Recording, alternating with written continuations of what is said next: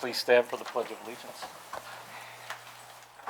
I pledge allegiance to the flag of the United States of America and to the republic for which it stands, one nation, under God, indivisible, with liberty and justice for all. Carrie. Welcome to tonight's Planning Board meeting. Please be aware of the exits. They're to your left. If there is an emergency, please do not take the elevators. Please take the stairs. The meetings are recorded by the secretary for the purpose of a record and minutes, so please identify yourself each and every time you come up to the podium. The board will follow the items in the order that they appear on the agenda. Extra copies of that agenda are near the door if you didn't pick one up. After the case has been called, the applicant and/or the representative shall come to the podium. Please identify yourself, give your name and address, and then present your case. The planning board members will then have an opportunity to question the applicant. If the case is a public hearing, it will then be open for public input, at which time anyone wishing to speak to the board regarding this application will come to the podium, identify themselves along with their address, and please direct any questions to the board, not to the applicant. Once all public input has been completed, the applicant or site representative will be given the opportunity to respond to any public input. Once all public input has been completed and all questions have been satisfied, the case will be closed to the public input and the board will then move on to a decision. No further input is allowed at this point. And with that, can we please call the first case? Bear with me this evening, folks. Michelle is out sick and Donna is on vacation, and so good luck to us all. Case number BP 1801-4. Upon the matter of request by I Square LLC for preliminary final site plan approval and steep slope and water course environmental protection overlay district permits associated with the expansion of the I Square development located on premises 775 and 795 Titus Avenue, 50, 51, 60, 61, 71, 81, 93 Lorraine Drive in a mixed-use commercial district. With that, would the applicant like to please address the board? Good evening, board. We've, over the last few weeks, have actively worked to supply you with the different requests and information, more detail on a variety of different subjects. We've supplied them, and they were both uploaded to your site, as well as we provided hard copies to you tonight. We're open to more questions from the board following those, but I believe we have addressed all the concerns that we heard brought up in some form. Mr. Nolan, could you just give a quick overview of exactly what's in play and what's not in play? At the last board meeting, I think you tried to give a pretty good explanation of that, just to make sure we all understand what's up for consideration tonight and what you would like excluded. Certainly, and we did provide a clarification in our letter of intent and updated it on February 22nd. But essentially what we're asking the board to approve tonight is the expanded footprint of I Square, taking it from its current boundary that ends on the east end at our current recycling and maintenance center, and extending that boundary to the east across and including the Vercruysse property and 795 Titus being the furthest to the east. We're asking you to approve all the infrastructure utilities to be installed for the entire 775 and 795 Titus properties that will allow us to, for the future construction of the retail building, which is not included in tonight's application, but the remainder of the buildings and structures that are shown on 775 Titus we are requesting your approval for. We're also looking for your approval on the 3 properties along Lorraine Drive, where we'll be expanding our employee parking lot that will cover those, and along with the necessary infrastructure, which there really isn't other than a little bit of site lighting. And Mr. Nolan, if you don't mind, for the information that came in Friday, could you walk us through that? Certainly, and most of it is, all of it is in response to either the last month's meeting or the, one of the two most recent workshops that we attended. And the gist of the questions, and Carrie was kind enough to summarize it in an email, and I'll kind of run down through that list that she provided me and kind of direct you to what we found on those. But she asked for a rough calculation or statement on how the site balances as far as the cut and fill. We're hoping to be somewhat neutral. At this point, the plan calls for an additional 4,000 yards of fill, which is mostly in the back area. When you look at it across the site, that's a rise of about 12 inches as you spread it out over the 2.7 acres. She asked for a statement on how the decks would be constructed in the area where the rear of the deck is above grade. And we looked at a small, more of a balcony than you would look at it as a deck, but there is a detail in your drawings that will show it, as opposed to a cantilever, because we don't have a basement or a primary beam through the structure of these homes. It's on a three-point bracket, if you will, that's bolted to the back of the structures, and again, won't bring a post down into the ground. And so there'll be no effect on the ground below it. They asked about the fence and crossing the stream. The stream would be straddled by the deck, or by the fence, I'm sorry. The fence is wrought iron. She was looking for detail, and I believe we provided a section on that in the building plans to show it. The lowest portion of that fencing, when it crosses the creek area, will be 1 foot above the grade on either shoulder of the creek. So it's somewhere in the neighborhood of 3 feet above the high water point, which will keep it out of the way of attracting or collecting debris at it. That's the question, and how and where is refuse being handled for the proposed development? We're going to use a tote system for the residential side of it as well as the brewery. Neither one produces a lot of solid waste, and we believe totes is the most effective way to handle that, because they can be located conveniently throughout the cottage areas, collected and brought up front weekly for pickup and dumping. One was to need an explanation on the parking quantity calculation.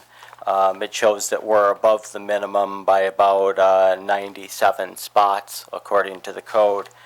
Diane, it's clarified on the drawing now that the numbers are accurate, both in the required count of parking spots and the number of parking spots we're installing. We made a list of all the businesses that I also brought with me tonight that somewhat defy parking standards. Give you a quick example of it, or the easiest example, because it's our business. The Market at I Square occupies approximately 7,000 square feet of restaurant space. Based on our code of 2 to 3 spots per thousand, that would mean we would need between 14 and 21 parking spots to satisfy the Market at I Square.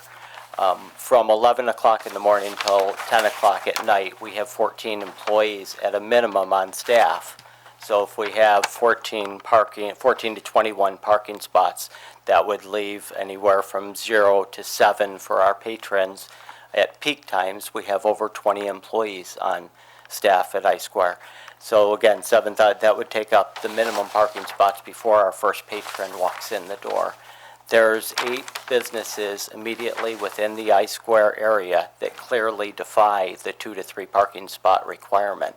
It is listed as a minimum. Hair Extraordinaire would be one. The Irondequoit Conference Center, it's 2,500 square feet, 5 to 8 parking spots would be called for. We have 5 to 8 employees that serve every event at the Irondequoit Conference Center, and seating for up to 120 patrons. Again, they just defy it, and trying to explain why we are looking for more parking spots than the minimum required number. You needed or requested a full lighting plan. This was very useful, both sides of this. We provided a light and lumen schedule and plan for that. When that was completed, we realized we didn't have enough lighting in some of the areas of the site, and revised our plan to add a couple more light fixtures along the road or along the driveway side. Utility drawing, we supplied that. That has all the utilities. There is still some question with RG&E Gas as far as the size of the different services. They require us to provide a list of all the equipment, and they'll size it accordingly, but it won't affect the origin and the destination points of those lines, just the diameter of the line itself. Requested a landscape plan in addition to the drawings that we had originally supplied. We now have a AutoCAD version with the detail of the plantings and exact locations and counts for those plantings. Provide any signage or any signage that we're requesting in our approval. We are not requesting any signage in your approval tonight. Architectural elevations were requested for the residential units. There's 3 different versions of it: a single unit, a double unit, and our 5 apartment unit. And you have elevations for the 4 sides for those to view tonight.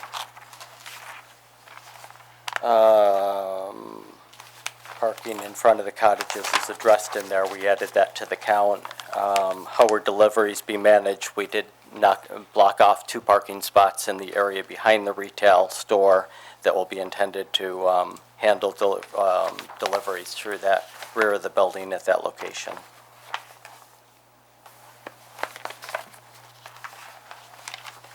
And address the phasing.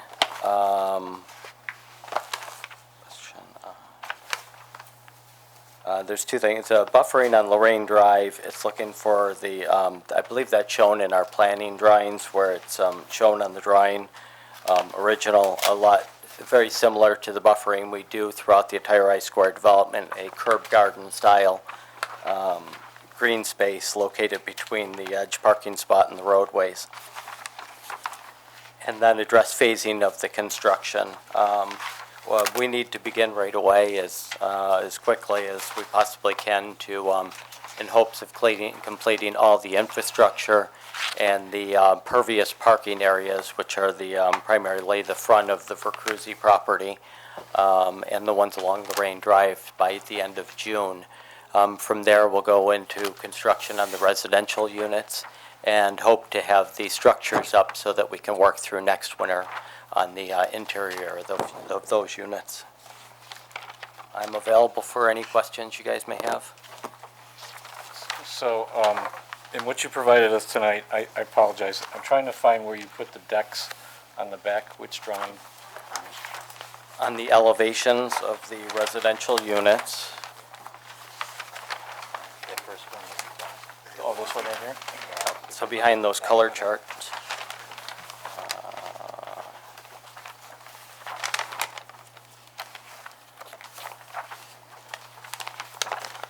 And my only other question was, you said it was important for you to start. What's the setback schedule that is important to you for the parking lots and so forth? We have a state grant from New York State Environmental Facilities Corporation that expires in June 30th. That is helping to fund the installation of the pervious driveways and parking lots. Okay, but I mean, in order to meet your time frame, when do you have to start by?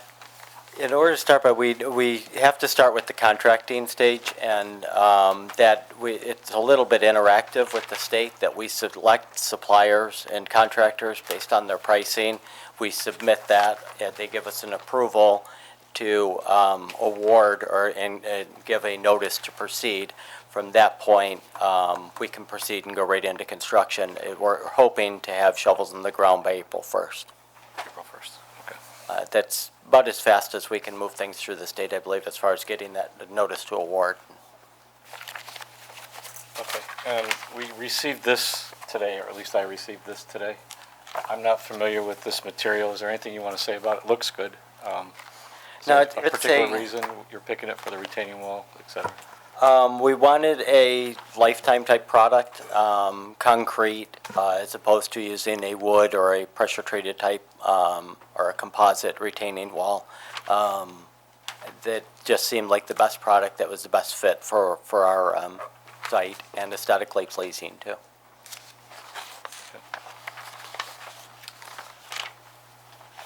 With that, I don't have any questions at this time. Anybody on the board have questions?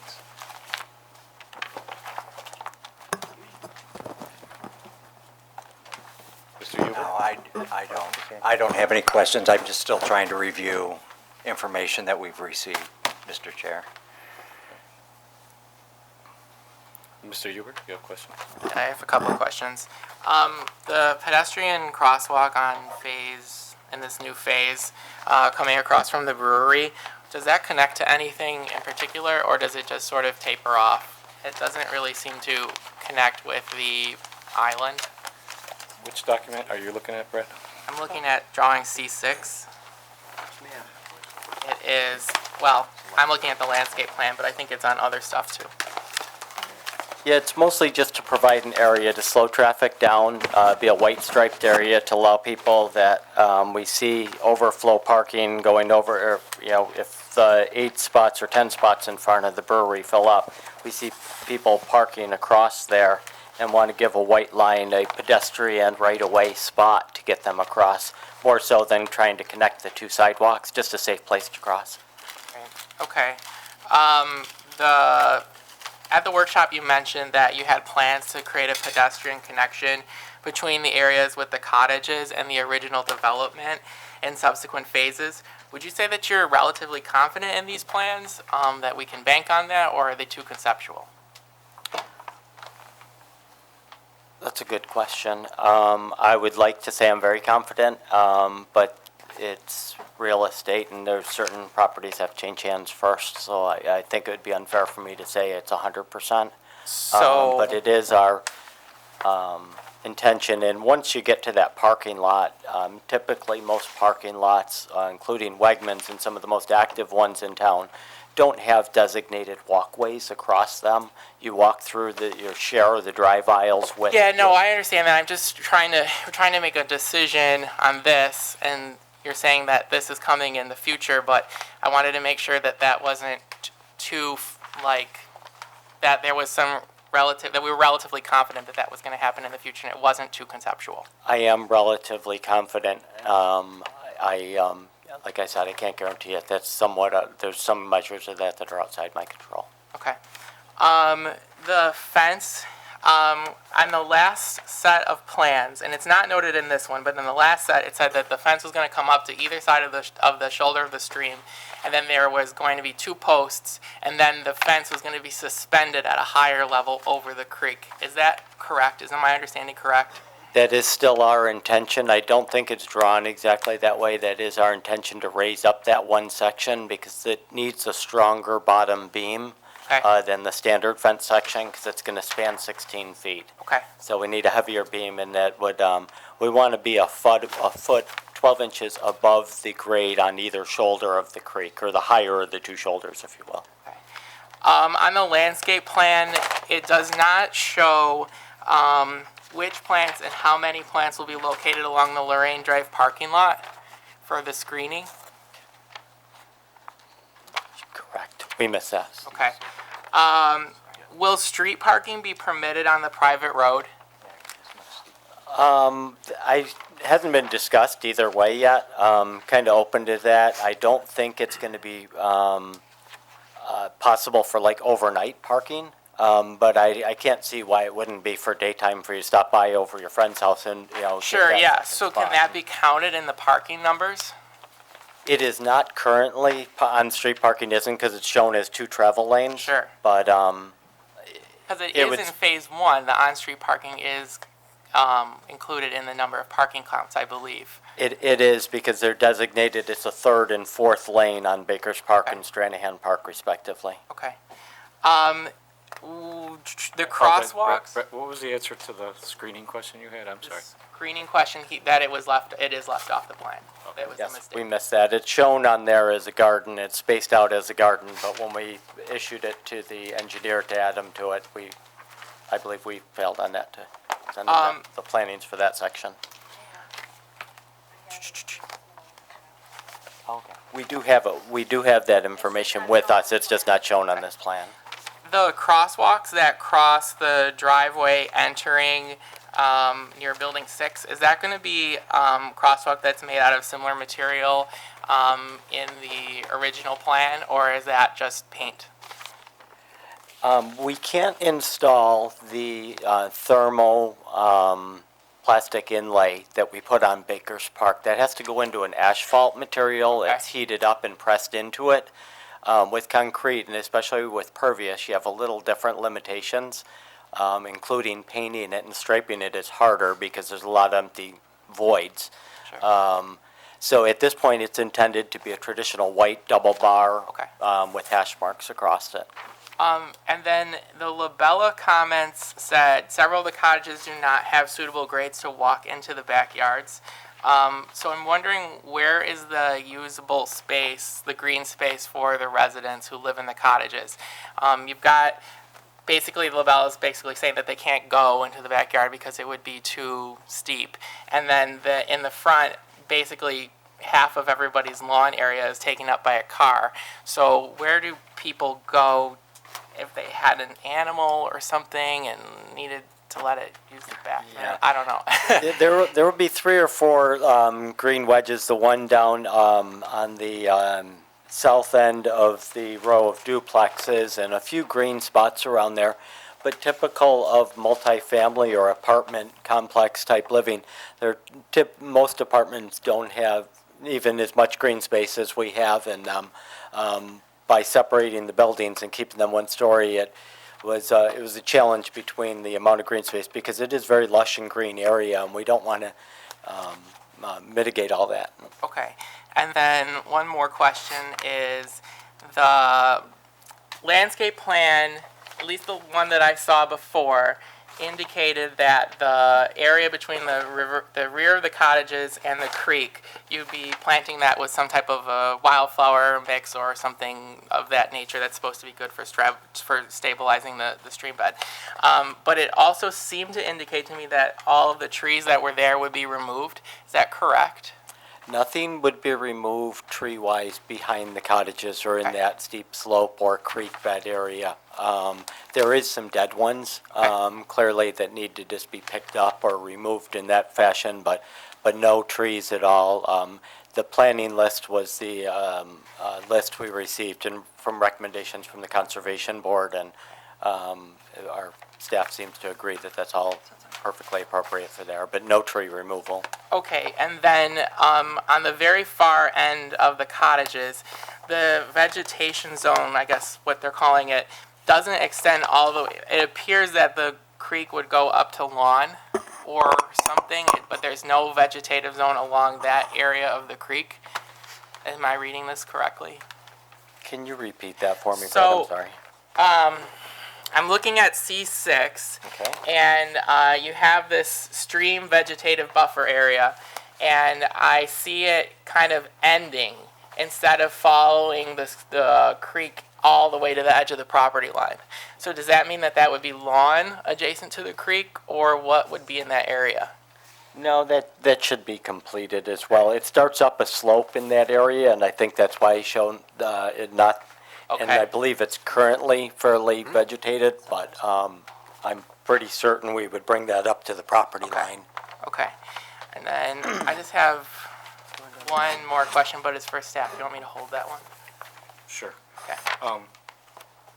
Could I just get some clarification? So that area you were talking about was after the cottage? After the cottage after the very last cottage on the, I guess that would be the south side of the road. So it's this area? Right. And, Hash marks ended there. right. And you're not planning on changing any of that at the moment, or you are? No, we are not. I mean, like Brad was saying, Gotta we go should to the carry microphone. Thank you. Yeah, I'm sure we'll finish that off through vegetation, but if it's currently already grown, I don't see us pulling out what's there to replace it with as long as it's doing its job and it's stable. And regarding, he asked a question about trees, and you didn't show any of the trees, but I thought you're really not touching anything except cleanup. Correct, and anything outside the area up front, In front of the cottage, I believe there's one tree that will be removed, a smaller tree, but in the steep slope area and behind the cottages, there's nothing to be There's removed. several mature trees there, but the reason you didn't show them is because you're really not touching it. Right, they're not in our area that we're impacting. The only thing is the fence is the only thing that's going around it. Correct. I got that, okay. Does that help, Brad, clarify? That's why they're not. Yeah, I Because I understand thought the what same he's saying thing, now. because I saw the trees and I'm thinking, are those going or staying? Right. Because they're not showing. Okay. Sure, you can hold the staff question. Yeah, I'll hold the staff question. Mary? I'm good. I have no questions. I have no questions. I got a couple of questions. The fence, back to the fence for just 1 second. So if I'm reading this right, there's a fence that goes along, I'm assuming this would be the east property line, then along the south property line. Which page are you looking at? I'm looking at C-6. C6 also, perfect. I'm looking. All right, Right, I'm with so you. kind of behind that last cottage there, it looks like there's the fence goes kind of down the slope, across the stream, back up the slope, right? And then it follows the south property line, heads west, and then there's a little tail of it there on the northwest corner. I guess, I know there was some concern from Conservation Board, and I have a little concern. What's the reasoning, I guess, with the fence crossing the stream, needing to actually cross the stream? Because it's not enclosing anything fully. It's not a fully fenced area. Because there's openings in the fence. I'm just trying to understand, I guess, what the purpose is. When we do have teens, if you will, wandering through the back area there, they're coming right up along the stream line and following that across to the, I think to cut that off is an important, it generates from over by Brookview Drive somewhere. Okay. And it's a little bit of a try, only when and in the mid-July, August, the stream bed's virtually dry. You could walk right up the stream bed. Okay. Okay. So it's purely security, not aesthetic. It is, Yeah. and where it ends on the, it would be the southwest corner there, that's teeing into Mrs. Rude's fence. That's, that fence then goes left from there. Oh, it ties into an existing fence, you're saying? Correct, Okay. yeah, so the way it kind of looks like it's just dead-ended there, that's just cleaning up the little corner of chain link, which has fallen over. We're gonna fix that for her while we're there. Okay. Real quick. Follow up on that? Well, my follow-up question is if it's to stop folks from walking down the stream bed when the stream is dry, a fence that is 3 feet above the dry stream bed isn't going to deter many folks, you know what I mean? I don't know if I'm speaking for you, Spencer, or with you, but I'd prefer, I understand the reasoning. I'd prefer not to see it there, but I understand why it needs to be there, but I don't know that it's going to do a whole lot other than... It certainly won't be Fort Knox. You know, it's also a 6-foot fence, so it's not going to keep somebody who really wants to get in out. Right. It's a More of a visual deterrent, probably. correct. Okay. Yeah, over the stream. Okay. Same drawing. Mike, I got one more question here. So I see we got kind of some updated landscaping stuff here. There's no landscaping shown anywhere over on the parking lot for Lorraine. Is that correct? There's nothing planned? It should be shown there. We intend to have a couple of the curbside gardens on the Lorraine side between the double curb there. It's not accurately depicted, but same plane you see the lights in is gardened area. It's just not drawn in this drawing correctly. Okay, thank you for that. We got an email here, I think it came through late today, about some traffic trip generation calcs from T.Y. Lin. Can you speak to that a little bit? I'm trying to understand. It basically seems to ultimately show that there's really not any additional trip generations, which I find a little hard to comprehend. But Right. The original traffic study, which I have on the floor over there, it's a pretty good novel, it took into account 92,000 square foot of development in the 2.5 acre original I-square site. So now that we're taking that same square footage and spreading it out over 6.5 or 7 acres, it doesn't really generate more traffic because it's the same number of residents, same number of business traffic, same number of, the development, and square footages of businesses and type of business are what drive that trip generation, so. So this is a look at your previous, not this site's previous trips. Right, we're not looking at the Vercuzzi property post I-Square development and then, or pre and post. You are looking at a post-development Post, right, but I'm for all saying it's 90. not pre. The 2012 column is what the vision was for the first I-Square. Correct. When you piece. see like 6 trips a day difference, yes, that's the difference from what was originally contemplated in 2012 and approved in For 20 over here on Baker's. to now, right, Now, you're looking at it as, it was in this footprint, now we're in this footprint, correct. is what your study or what these numbers mean. Yes. Okay. We wanted to know the difference and how it would impact with the updating the plan. Okay. And one last question for now. I want to reserve the right to ask more because I'm still wading through some of this stuff. But I believe the lighting plan that you're indicating that you provide, is that here? Yep. So unless I'm missing something, and again, I haven't really studied this at all, I see some kind of, excuse me, I got a cold here, some sort of aerial type views of the site that show some lighting, but I don't see anything that actually calls out any foot candles or any indication of how much light level is actually on the site anywhere here. Unless I'm, They don't have the numbers embedded. I've seen that in some drawings before where they show the actual lumen numbers yeah, embedded. because I in mean, the- honestly, this doesn't really ultimately tell me much of anything, fortunately. The original plan does. Right, but And we it- added a lot of light fixtures here now, so it did. doesn't, I did. It's I gotten just wanted to make sure better. I wasn't missing something here, okay. But it has, we did take that and actually from that first one, adjusted our lighting plan to increase it a little bit Okay. to get a better balance. Okay, I just like to say, I do appreciate all the information, I'm just still trying to wade through it. So Gotcha. I appreciate the stuff that Okay. you provided here. And That's it for now.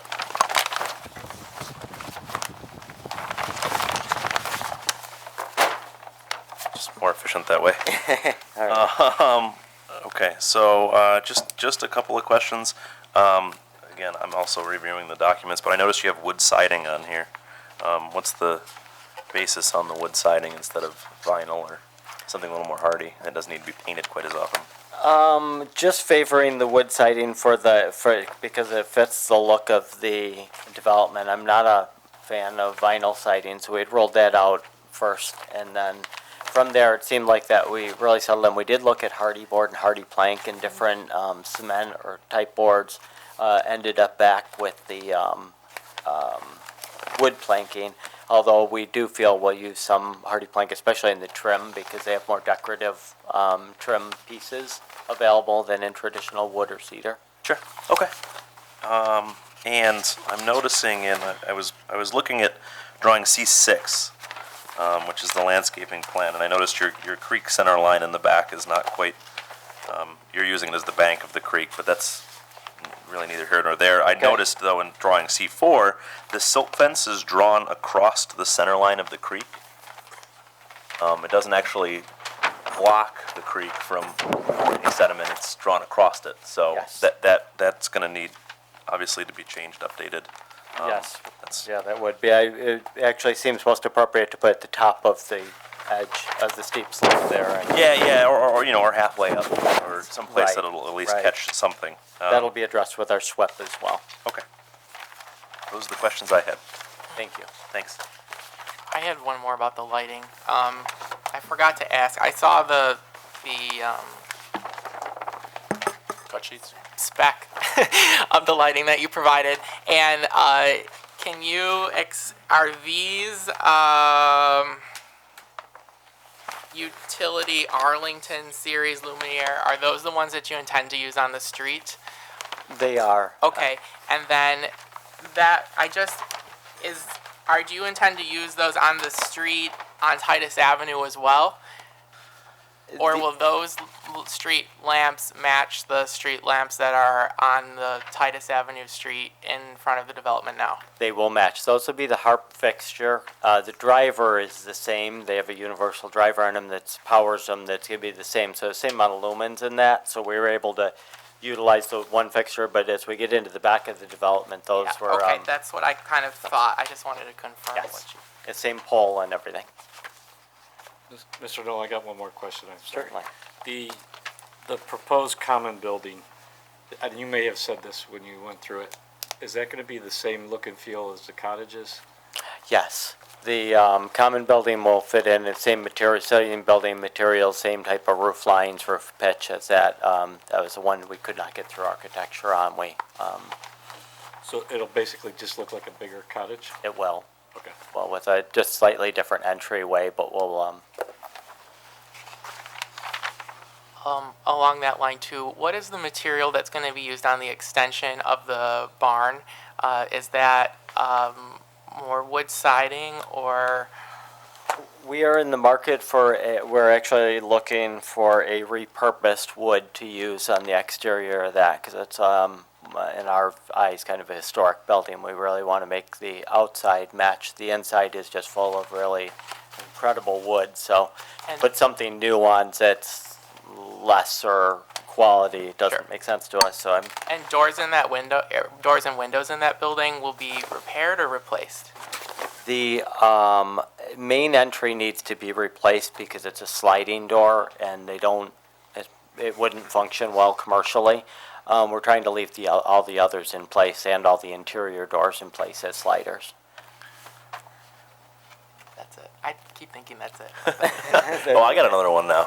All right. I've got you gave us the three colors of the cottages. Yes. My only question is the 5-unit building or the duplexes. That the 5-unit building is all going to be the same color, correct? You're not going to break is. it up? Yes. Okay, Absolutely. perfect. So I would assume the same as on the duplexes. Correct. There'll be each building will be a color, not by apartment. Thank you.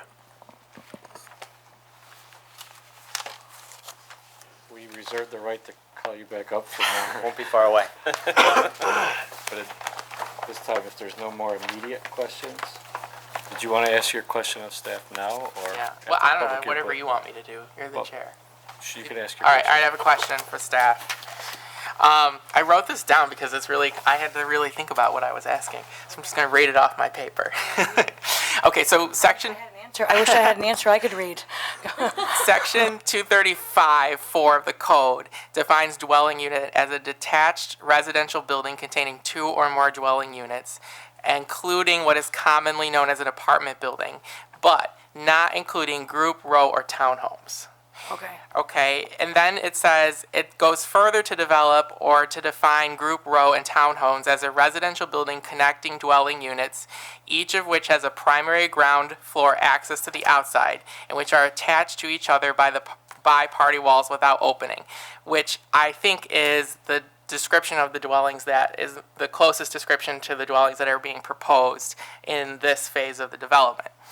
So, however, the description is clearly excluded from the code's multifamily dwelling definition.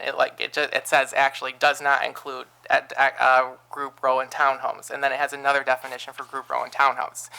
So then when I look at the MUC code, it expressly lists 1 and 2 family detached housing as a prohibited use within the district, which the 2-unit cottages could probably be considered, and it also leaves me unclear on whether or not this is a permitted in the 5-cottage house is a permitted use in the district, since group, row, or townhomes seem to fall in this gray area, or if the developer would need to request a variance. So we actually reviewed this Yeah.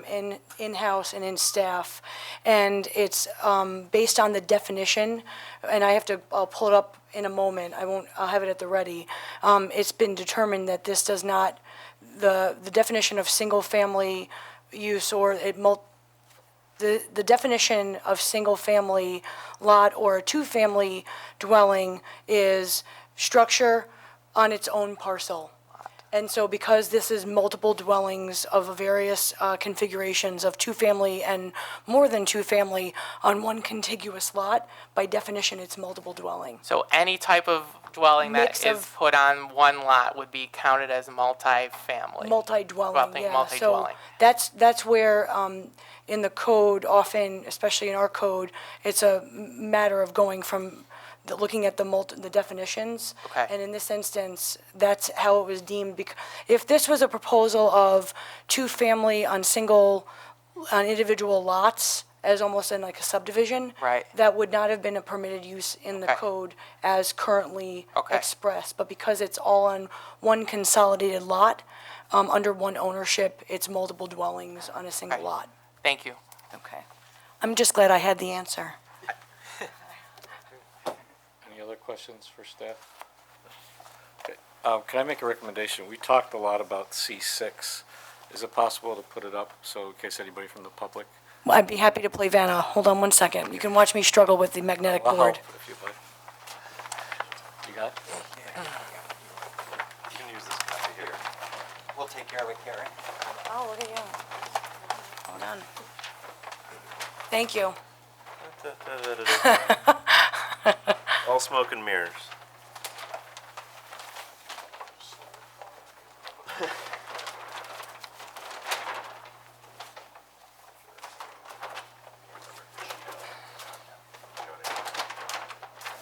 Hey. You can have your drawing. Don't think you have the time to read it.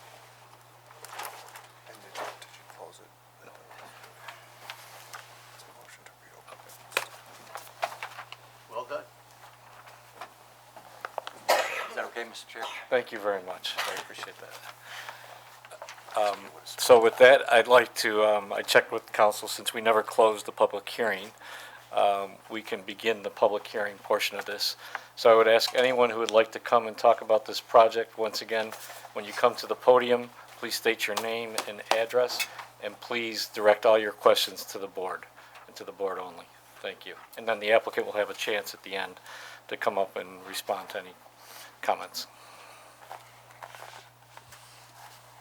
Good evening. My name is Ann Burns. I live at 199 Bellhurst Drive, and I'm here this evening representing Helping Arundequoit Plan for Progress, the HIP group. We've reviewed the concept plans and the engineering plans provided by the applicant as of Friday afternoon. We have not seen what was presented tonight that was just provided to the board. We support the Nolan's proposal for replacing the Vercruysse Farm stand with a mixed-use retail building fronting Titus Avenue. We also support the idea of adding the cottage-style housing on the south and center portions of the Vercruysse property and appreciate their plans for retaining and repurposing the historic barn. As will be explained in detail as I move in through my comments, we are asking the planning board to do the following. Number one, ensure that the applicant follows the applicable zoning code and provides all documentation required by town and state code for planning board approval. Number two, require that the building which replaces the Vercruysse Farm stand hug the Titus streetscape with all parking located behind the building. Number three, require that the area west of this building along Titus be maintained as green space so that no additional parking lots are added along the Titus streetscape. And number four, modify the locations of some of the new housing units and parking spaces to better screen the parking from view and to provide a more attractive neighborhood along Lorraine Drive. As I said, the proposed properties now are part of the mixed-use zone. And our first goal of the mixed-use district, as described in section 235, as you were mentioning, is to create an aesthetically pleasing public realm of streets and sidewalks framed by building facades, decorative and enlarged sidewalks, architectural street lighting, and signage enhanced by trees, plazas, parks, natural and recreational areas, and other public amenities. We are concerned that there is incomplete documentation that has been submitted. We understand that elevations have been provided. The public hasn't had a chance to review those. We understand a lighting plan has been provided. We haven't had a chance to review that either. A complete seeker review and documentation as required by town and state code still needs to be updated and provided. We ask that the mixed-use commercial building, which replaces the Vercruysse Farm stand, as we mentioned, have all the parking behind it as the site plan suggests, and we ask that the board ensure that no parking is allowed between the building and Titus. What we ask is, there's green space to the west of the farm stand that's currently in front of the barn. We suggest this become a garden space, perhaps growing hops for the brewery or outdoor seating. We just don't want more parking lots along Titus. The original plans that were approved for I-Square in 2012 called for buildings along Titus with parking behind it. And we have been disappointed that this did not happen. We ask the planning board to ensure that no more parking lots are approved along Titus. Reducing the impact on Lorraine Drive. This is very important. We understand the need to increase the number of parking spots in order to meet the minimum parking requirements. We also understand the need to connect this new east portion of the I-Square development with the existing portion to the west. However, we are concerned about the impact of this development on the remaining residents of Lorraine Drive. This is a long-standing and well-maintained residential neighborhood that is an essential piece of the Titus Avenue neighborhood near Cooper and Gardam Roads. We recommend modifying the locations of some of the housing units and parking spaces to better integrate the new housing with the current homes on Lorraine and to better shield the parking spaces from view.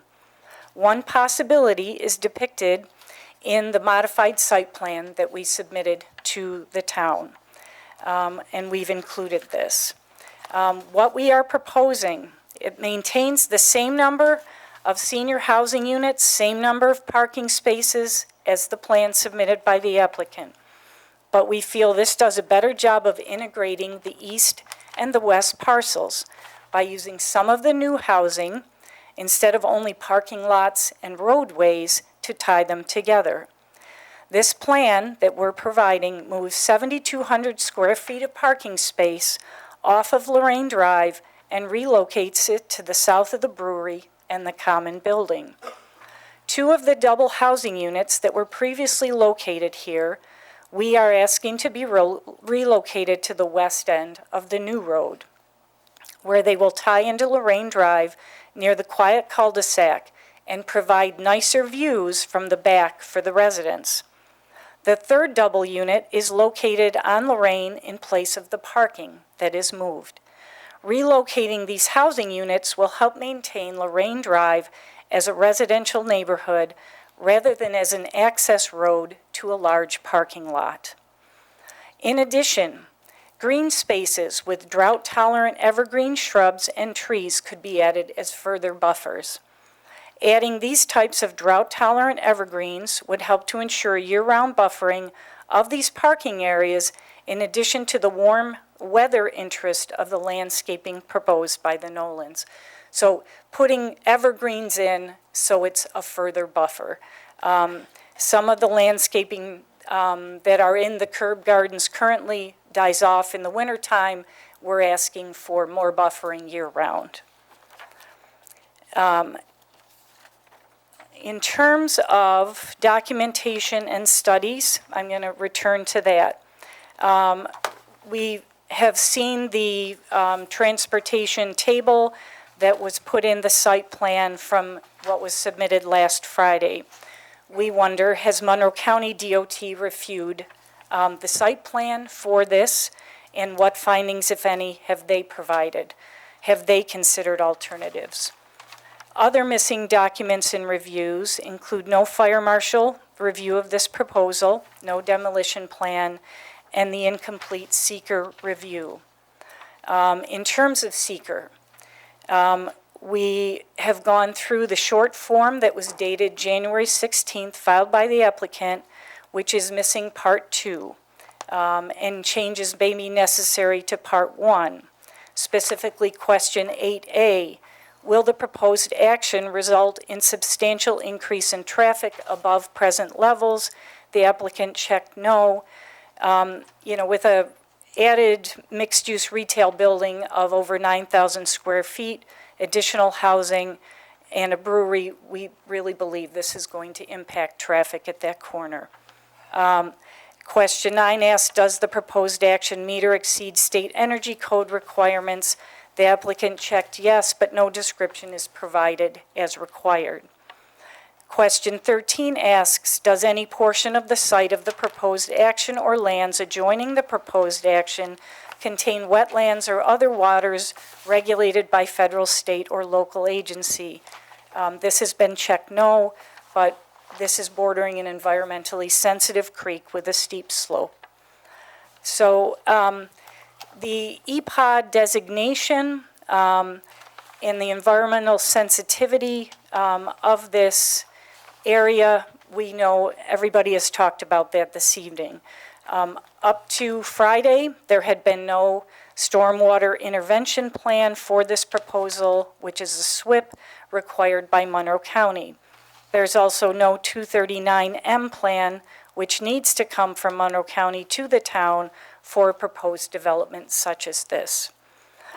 So we asked the town board as lead agency, that they declared themselves lead agency back when the rezoning was taken into account. We asked that this be given some more scope and attention. In that regard,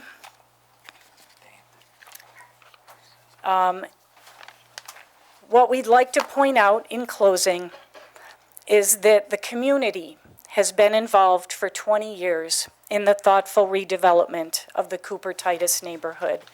Working together, the community has successfully prevented inappropriate commercial developments from ruining this neighborhood along Titus, and that was more than a decade ago. Had the community failed, I-Square could not have been developed. And we're pleased that I-Square has become a center of activity for many town residents of all ages. Commend their efforts at sustainability, art, education, and community building. Arundequoit has a great deal invested in planning for Titus, Cooper, and Hudson.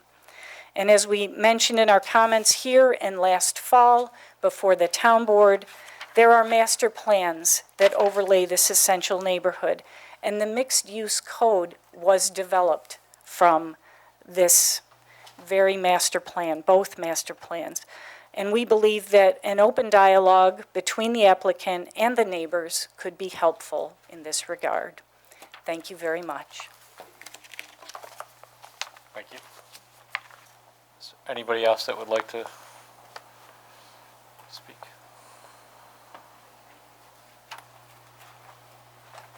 First full-size drawing I've seen since January 22nd. How about that? Good evening, Jeff Goldblatt, 128 Parkside Crescent. I am a founding member and co-chair of Helping Arundequoit Plan for Progress, now in our 20th year of success. My esteemed colleague, Mrs. Burns, alluded to, and some board members have this evening, plowing through things at somewhat the last moment, which is troubling, especially on a project of this magnitude. In 20 years of doing this, I've never seen something of this scope being piecemealed in. And it isn't a matter of my opinion. There's a little matter of state law involving the open meetings law. This was passed in 2012 by the state legislature. And it's now referred to in subsection 103E as the Public Officers Law. The legislature added this section to ensure that, and I quote, those interested in the work of public bodies have the ability, within reasonable limitations, to see the records scheduled to be discussed during open meetings, keyword in the sentence, prior to the meetings. Seeing items handed out right before this began is not prior. I was at the Conservation Board meeting, I don't know if they've told you folks, but the same type of thing happened. In 20 years of doing this, I've never seen anything like this before. I've seen sign applications come in with more detail and on time than this. It's state law. And I'm reading, by the way, this is being cited in the lawsuit that's been filed in Brighton against the developers of Whole Food. This is their item number 63. This has been planned for over 3 years. And I can prove that. This is a letter that was appeared in the Irondequoit Post last fall, where it's mentioned by the Lorraine Drive homeowners. And yet things seem to be coming in at the last moment. Attention to detail is all well and good. I worked in the detailed environment for a long time. But if I turned in work in the printing and folding carton industry like this, you would have seen me splattered all over Central Avenue, and I'm not joking. The people I worked for weren't very friendly. This is very troubling.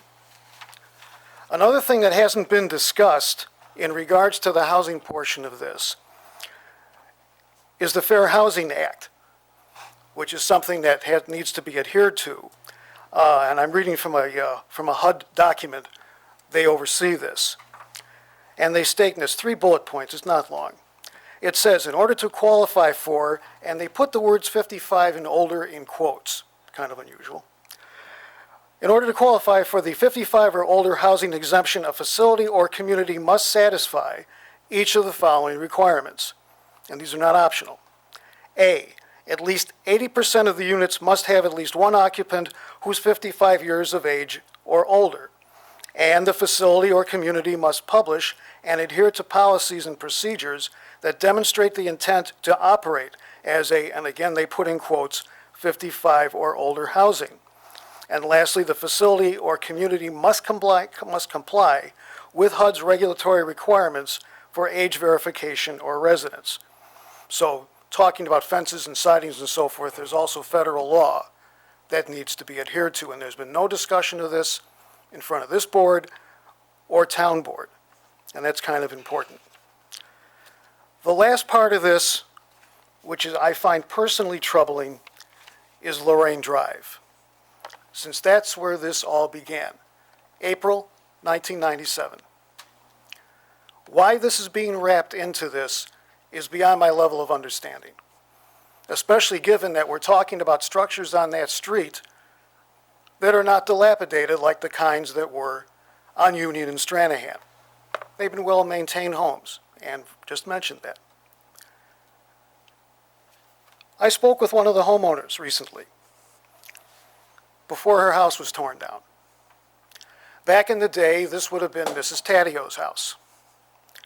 Well-maintained. I had a reason to stop by because there were a couple things on the curb that were electronic and the state doesn't allow that. Gave me an excuse. We had a nice chat. We looked inside. And it's like, why? For a parking lot. Next to that, the first home that the applicant tore down belonged to the Matinas, Mr. and Mrs. Don Matina. Nice people. I understand Mrs. Matina passed away recently. I hope that she passed without knowing what happened to their home. They were the first people I met before zoning board 20 years ago when CVS wanted to bulldoze down the whole street. And they were freaking out. And also at that time was the applicant from CVS who had trouble answering the questions that were being put to them. I quick got an annual report from CVS and answered the questions for them at a following meeting. The zoning board realized that plowing down a perfectly fine residential street wasn't such a great idea, and they waved goodbye. Approving this with the inclusion of Lorraine Drive establishes a dangerous precedent, and that hasn't been discussed either, because it opens up Pandora's box to other residential neighborhoods who could wind up being threatened down the road. I mean, who's to say? We can't predict the future. And if somebody were to say no, they'll say, well, back in 2018, Mr. I Square was allowed to tear down a residential neighborhood. I want to do the same thing. Redeveloping the Vercuzzi property is all well and good. A lot of farmland in this town has been turned into housing.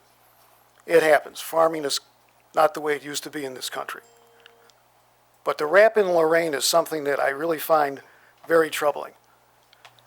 In fact, when I was talking with the neighbor at House 81, which is now gone as of the end of last week, and I'm not ashamed to say it, I got back to my bike and I rolled off the street and I wept, cried like a baby.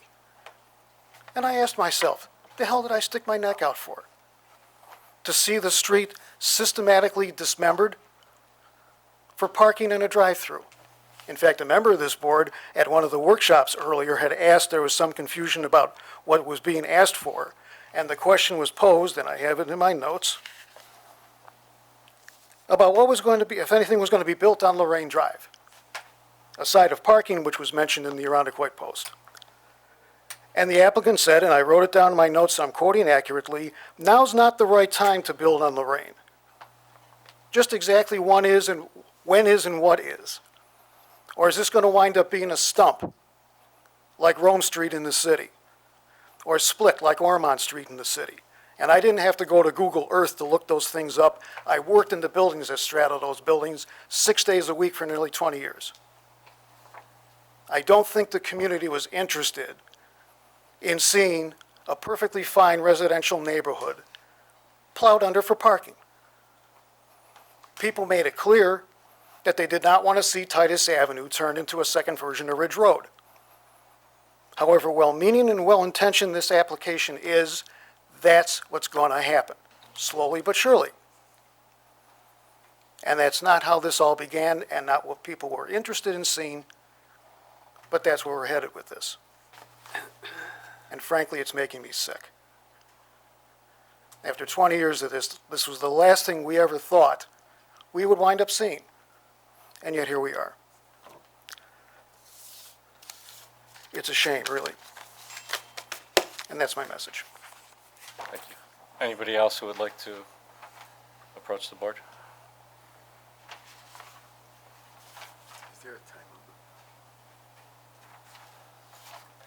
Good evening, everyone. My name is Nate Kester, and I live at 51 Cambria Road. I'm here tonight to voice my support for the proposed I-Square expansion. I'm very excited for both aspects of the plan, the new senior living space, as well as the brewery. As for the senior living units, I've recently come to appreciate their necessity. Both my parents are getting older and having more and more difficulty managing the house they've been in for nearly 40 years. While they aren't local, I know I'm not the only person in this position, so any expansion of options for aging people and their families sounds like a good idea to me, especially one that keeps them in Irondequoit. And I must say that I'm very, very excited about the brewery. In the interest of full disclosure, I should mention that I'm extremely biased here, since I'm going to be doing the brewing at the brewery. But even beyond that, I'm excited as a craft beer nerd and as an Irondequoit resident. When my wife and I moved here nearly 9 years ago, we knew next to nothing about Irondequoit. What we discovered, however, was a tremendous town with an overwhelming sense of pride in community. Irondequoitians are rightfully proud of our home. And so much of this town is built around community. The schools, the small businesses, the new library, the neighborhood associations. Irondequoit has it all. Well, almost all. Craft beer is still a burgeoning business in this country. The U.S. has over 5,300 breweries, and more than 300 of those are right here in New York State itself. Rochester itself has double-digit breweries spread out across the city and all its suburbs. One of the only towns without one is Irondequoit, and that makes no sense to me. The rejuvenation of Irondequoit, of which I-Square has certainly been a part, has been centered around the idea of bringing people from the rest of the area out here to show them all the wonderful sights and services we've got to offer. A brewery will absolutely be a draw in that respect. As I said, I'm a big craft beer fan, and I especially love to support local brewers. But I'm tired of driving into the city for Three Heads and Swiftwater, or Webster for K2 and Stoneyard, or Greece for Iron Tug, or Fairport for Fairport Brewing Company. The list goes on and on, you catch my drift. Every time I've visited those places, they've been packed. We should be bringing those people and their money to Irondequoit. A friend of mine described the current craft beer scene as a field of dreams situation. If you build it, they will come. More people coming to Irondequoit for locally brewed beer means more money coming into the town and the other businesses in this community. And that notion of community leads me back to another reason this I-Square expansion will be a great boon for Irondequoit. The brewery vision is not to take over the world. Rather, it will be to provide Irondequoitians with another hub of the community, another source of local pride. We want to keep it small, with very limited distribution. We want this to be for Irondequoit and anyone else who wants to come visit our incredible town and stay for a pint or two.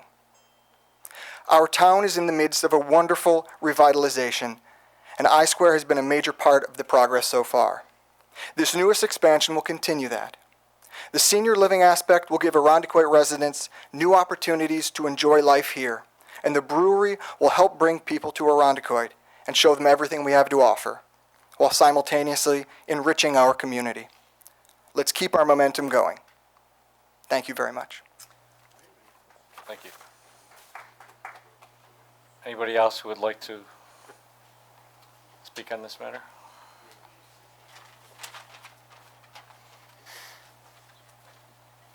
That was, good evening, members of the planning board and staff. My name is Mark Straub. I reside at 111 Kindlewood Lane.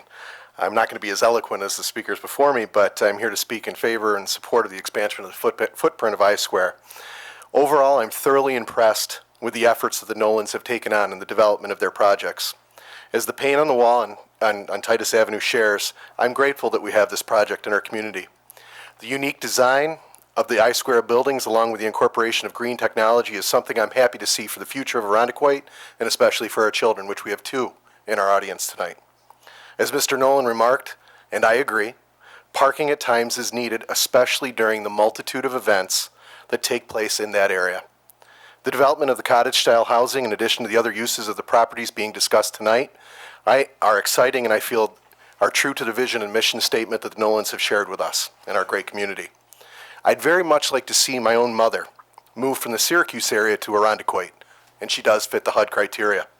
In this proposed development, and knowing the Nolans as I do, their commitment, I'd feel more than confident in having her here in Irondequoit. She's in the Syracuse area. Our family of 6, my wife is an Irondequoit third-generation resident, and our 4 kids, we've enjoyed countless family times, from casual dinners, year-round holiday events, to simply getting an ice cream cone. We truly have a growing town center to share with our family, and I do feel that this is a pedestrian-friendly environment and provides for a safe atmosphere that we need in America today. Thank you for your time. Thank you for your vision. Thank you. Is there anybody else who would like to speak on this matter?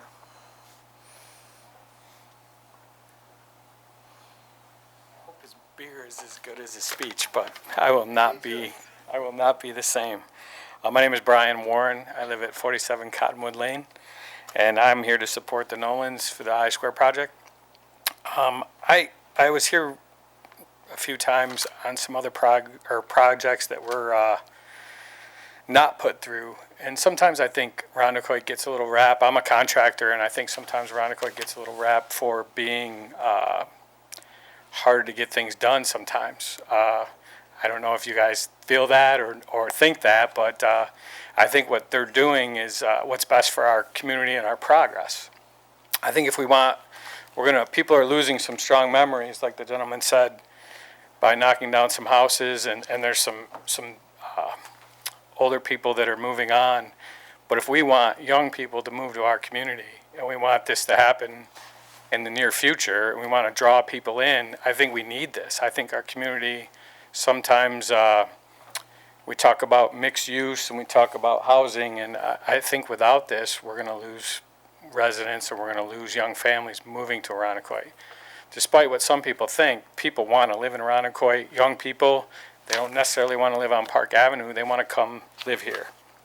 And I think that what Mike has done by using local subcontractors, hired local people, bringing countless events to the community center or to I-Square, fundraisers, car shows, bands, parties. I mean, I can't tell you how many times we've been there. I just think that it sounds like there's some issues along the way, but whatever we need to do to work it out, he deserves it. He works hard at this. It's unbelievable. And I think the majority of Arundecoit is really excited to have it. So, thank you. Thank you. Is there anybody else who would like to speak to the town?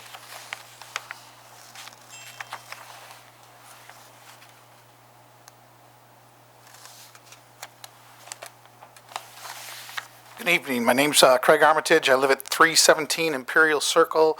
I am a multi-property owner in the town of Arundecoit as well as a multi-business owner in the town of Arundecoit. Let me start by saying that a week and a half ago I was at a customer's house on Thornton Street and the I-Square conversation came up. His eyes looked at me and said, "Are you kidding me? I wouldn't be here in Arundecoit if it wasn't for I-Square." This is important, and we owe it, a lot of this, all of it, to Mike and Wendy Nolan. I mean, this is a development we need. I've been in this community for 47 years. I grew up 7 houses from Titus Avenue. Also last week, as I was going down the street, I looked over and what did I see in the parking lot between the House of Guitars and the new Imaginarium building was a Spencerport School District bus with kids getting off the bus to come in and see the new Imaginarium and Science Center. That says a lot for this community. It means a lot for this community. And like the gentleman before me said, if we don't do this, we are not going to be able to cater to the younger crowd. We need the younger crowd. We need the family. We need the commerce to come so we all prosper, which is an awesome thing for all of us. And I personally, amongst other, thank Mike and Wendy for what they've done, what they've put on the table. They put a lot on the table without knowing what the outcome is. And it would be crazy for this board not to approve this project. And just one last thing here, I lost my notes, but again, I've been here 47 years, 7 houses from Titus. This is the first time ever in my life that I've heard the name Helping Arundecoit Plan for Progress. I have not heard of that yet, and he's been here for 20 years. Out of respect for them, we're not building Whole Foods here. We are not asking for a CVS. We are asking for a proven, what Mike and Wendy have already proved on their development thus far, to expand to it. I think it's a great idea for the town, and it's good for business as well. One last thing, on the way out tonight, I've heard the conversation. What's that? I heard conversation about what the houses are going to be made out of, what the buildings are going to be made out of. I can tell you right now, reconditioned barnwood is not a cheap way to build. I am a contractor. I build these sites all over. I build them in the city of Rochester. We're building them in Farmington, very similar to this site. We've built them in Batavia, Geneva. It is the new thing. And without that, if it wasn't Mike Nolan, we'd have Mark IV here right now proposing a 3-story building on Titus Avenue, and I can guarantee you that. So on your way out tonight, I like everybody, take a look in the building. We're standing in here on the way out, and when you walk out of this building tonight, what was this building built with? It was built with brick and cornerstones, fancy architectural building like that. That's what Mike and Wendy are building. That costs money. Most will not do that with their money. They are willing to, so that means a lot too. But take a look when you walk out of this building tonight, the cornerstones in the building, look at building 1. Very similar cornerstones, that costs money. Thank you very much. Thank you. Is there anybody else who would like to address the board?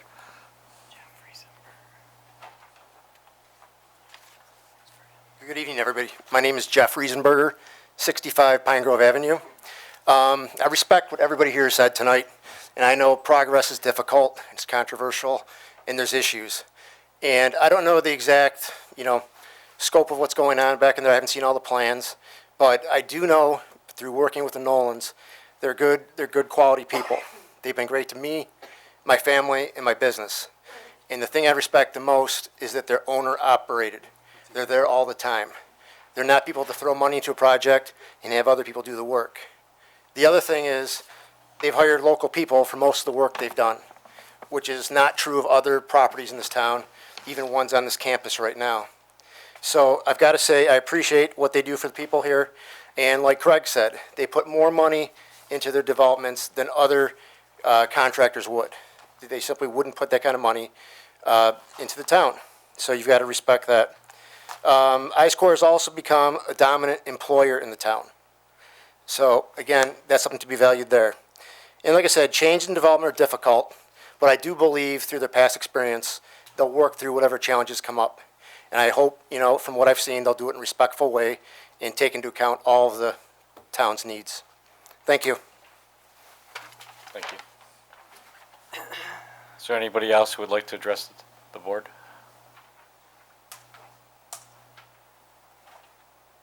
With that, do I close the public hearing now, or do I let the applicant speak first? You can leave it open, or you can close it, it's up to you. Mr. Nolan, would you like to address any of the comments?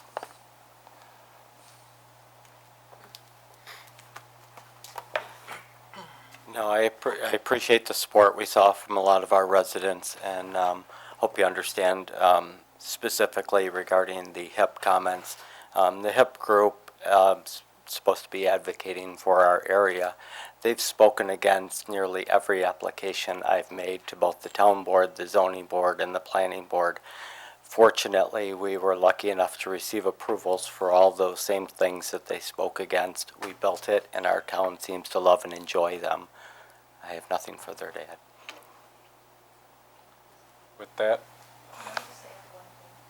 I would object to that. yeah, so No, following and protocol. And we can't. Yeah, we really Okay. can't. So with that, I'd like to close the public hearing.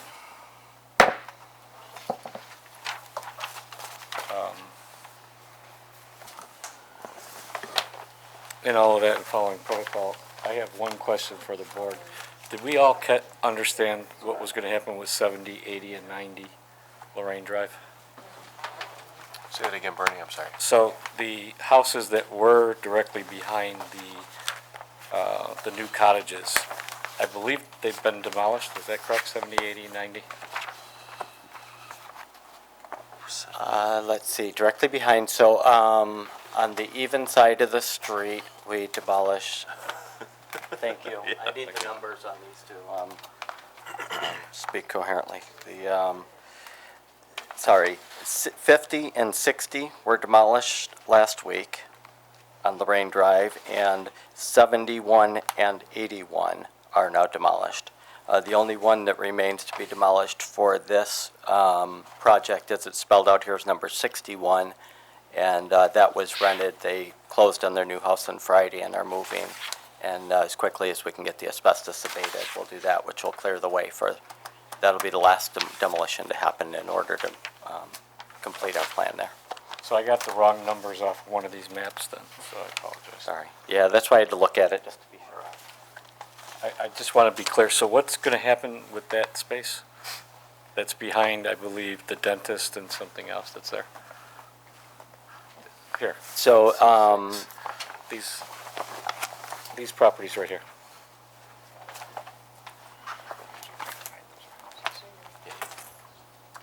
Thank you.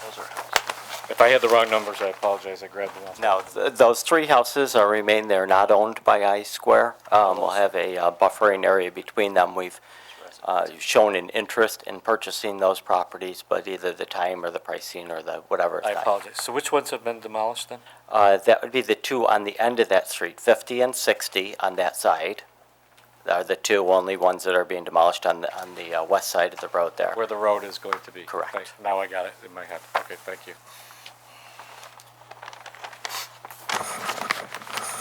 So with that, I would just like to get a feel from the board.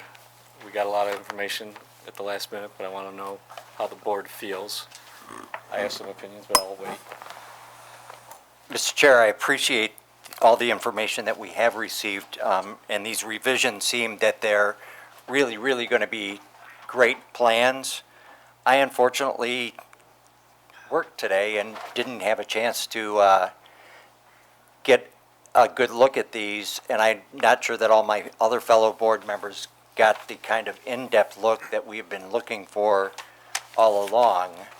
I don't know what kind of, if you want to go through everybody else, I would like to go ahead and entertain a motion for you if you would be up for that, or if you'd Well, like me to I got a just few hold comments off. before we get to that, so I'd Great. like to hear from the board, only because I do want to draw to everybody's attention, we've followed a pretty rigorous process through this. And as part of that process, we do workshops and we ask questions, and I agree, we ask for detail. And I think we have options to consider, but I'll follow what the board's thinking, but I want you to think about those options. So the question before, you make a motion one way or the other is, we do have an option to ensure that the engineer reviews everything.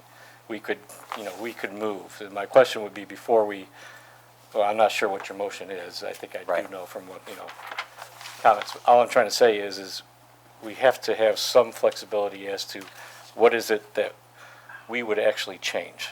And I believe, would it be that we just want the engineer's comments, or would we actually recommend changes? And to Actually, that I have a point- whole list of questions that I actually proposed last time and asked most of them at the workshop. I'm not sure that they all got answered because I haven't had time to review all of that. And, I'm here, as you are, as all of us are, in a volunteer basis, but we're also here with a responsibility to 52,000 other people that live in Arundecoit. Well, I And I agree. would like to be able to have the time to go through those, compare them to the questions that I've had. I know that other board members have had other questions. I want to make sure that everybody has had their opportunity as well to have those answered. In addition to that, the comments that we received from the town engineer from Labella actually were very open-ended questions and asked many questions about flushing out details in them, if you recall from reading them, and I can pull it out. But I think that some of those questions still need to be answered also. And finally, and not that it does weigh for me a lot, is when the public does get an opportunity to see the plans final. I think that that's a nice thing for them to be able to do before we vote on them, and they have a chance to have some input to us. And I'm not sure that that's happened in this case. I think that we've gone from the workshop 2 weeks ago to today, 1,000,000 miles of progress. And I think that the whole project is going to be a great project. But I think that I'd like to follow the steps that we've used for every other case for here, that we have the information, that we've had a chance to review the information, that the public is satisfied with the job that we've done for them, and that we can go forward and make sure the applicant is getting what they need. I hear it, and I kind of can tell which way you're leaning, but what I'm trying to get across is how much would actually change versus a preliminary and final approval based on conditions. I don't know until I had a chance to ask my questions. Okay. So if you feel there's that much, I guess I Right. could understand. I just haven't had a chance to. Personally, I feel they've gone through quite a bit of detail. Okay. And I think, yes, we did get this late. Right, you which and I is- don't need to debate this. Right, Right. right. So I'd like to get the others' discussions, because I do think both ways. We have a responsibility to the citizens, Right. but we also have a responsibility to ensure Arundecoit's a place where people want to do business. Yep. So I'd like to make sure we got that balance in place. So I'd like to hear from the other board members. I agree with Mr. Richards. I did not receive the plans and the updated plans until the last minute today. I did get a chance to look at them, but not as carefully as I would have liked to. And along with what Mr. Richards says, there's a responsibility to the public too, that I don't think that somebody who's checking in on this would think to check in on 2 o'clock on Monday to see if there were updated plans. I don't think anybody in the community who has interest would have enough time to review those plans and think thoughtfully about them. That's that. Okay. Anybody else? Yeah, I think I kind of echo some of the same feelings. I mean, I very much appreciate the information that was delivered here. I think it does respond to a large majority, probably, of the questions. I was actually out of the country since late last week, so I have not seen any of this stuff until today. So I personally submitted a lot of questions on this project. I think a lot of which are answered, but I have not had a chance to thoroughly vet that. So I guess I'm not super comfortable making a final decision tonight, personally. Okay. I would echo those comments. So, You do too?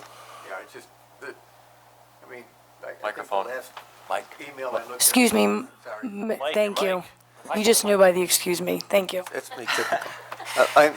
I feel the same way. I think the last email I looked at today was about 4 o'clock that said I had 12 pages to read and I was in the midst of something else at work. I don't feel comfortable in having to look at the things that we've got today and answer with any confidence. Yeah, I can't change the sentiment of the board. You're right. So I get it. So I think we have to, I guess if you want to make a motion. Mr. Chair, I'd like to make a motion that we adjourn this case until next month, that we thoroughly take the opportunity for ourselves to have questions that we would have available to the applicant at the workshop, and then follow that up with a next hearing. I don't know if we want to reopen the public hearing or not. I would leave that up to the discretion of the chair. But I would like to adjourn this case until next month. So on PB 1801-4, I make a motion that it be adjourned until the March meeting. I second that. Can I just ask the attorney a question? Is adjourn the correct, I was thinking table? Yeah, I think so too. I don't think there's actually a legal term to Okay. describe that in this situation, so adjourn is fine. Okay. I think. Let me ask a question, if I may. Is it necessary to wait a month? That will jeopardize my state funding. I mean, it's $500,000 that's probably out the window based on your decision, so thank you, guys. So what are our, So we've had this situation before, so. I can double check with the deputy town attorney for protocol. Typically, the decisions by this board are made at the regular public hearing, not the workshop. I don't know that there's been any past practice of doing that differently or calling a special meeting. I don't even know if there's a provision for that. I'd have to double check. We can have the answer by tomorrow. I can't answer it this moment, but I can certainly look into it and have an answer for this board tomorrow. But as far as next steps, otherwise, I would say the default would be the next time you would be able to render a decision on the application would be at the March public hearing date, which off the top of my head. So do you have any problem amending that to see if there's another alternative? No, at the next calling of the planning board would be fine the way that I would do it. I mean, if that is a March meeting or if there was a provision to do a special meeting, I would be more than happy. So who seconded? I'm sorry. Are you okay with that Yeah, I second? think that'd be a great idea. Okay. So, Sorry, we're ruling out the chance to have an emergency meeting to resolve this? No. So that he They're would not still ruling get his it out. benefit? no, it's the opposite of that. Okay. Yeah, the opposite is that we could have an emergency meeting or at part of the workshop. I'm not sure what the protocol is. Obviously, nobody does. Yeah, so I've stated my opinion. And I think the board has stated theirs, so I need to get a vote. All those in favor of the motion, say aye. Aye. Aye. All those opposed, nay. And Mary, did you vote yes? Yeah, I guess so. So that's the ruling.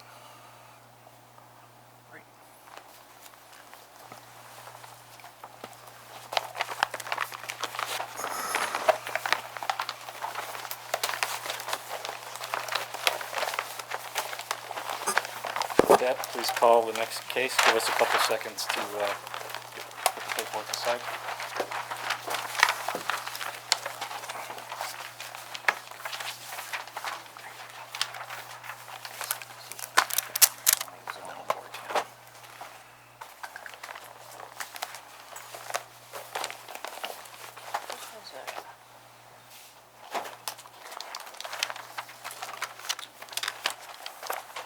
You okay, Mike? It didn't work. Oh, it flips. What? Yeah, you got it. Oh,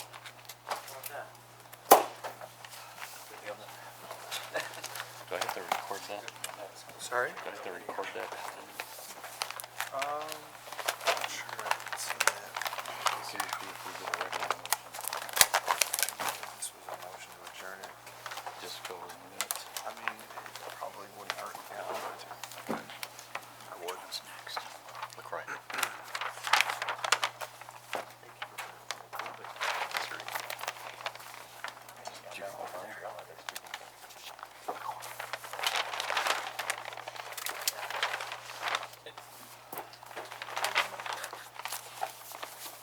Excuse me, Chairman, are you ready for me to call that next one, or would you like me to give another second to get everybody settled? 1 second. The next plans. Just making sure you're not waiting on me.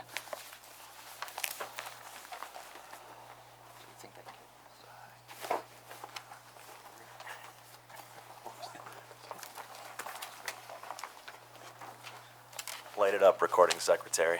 Okay. We're ready. On the matter of PB 1802-1, upon the matter of request by Design One Architecture and Planning, acting as agent for LaCroix Properties LLC for preliminary final site plan approval to construct an additional 12-unit apartment building and service/office building with site-related improvements on premises 75 Cary Lane, AKA 14 LaCroix Court, LaCroix Apartment in an R5 residential district.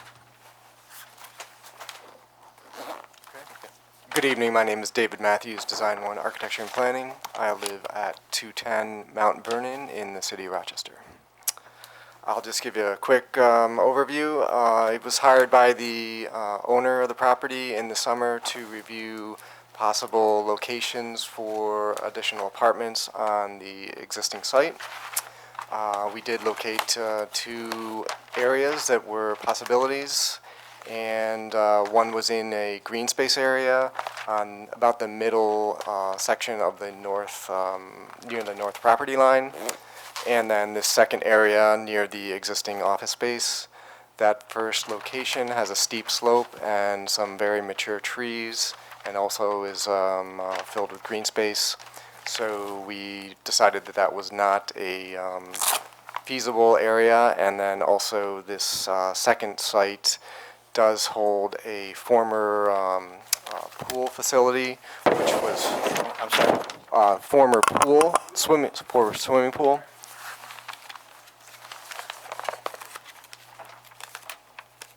Excuse me for 1 second. The gentleman stopped the conversation back there. I'm sorry? Yeah. Are we okay to proceed, or does anybody need to exit, or?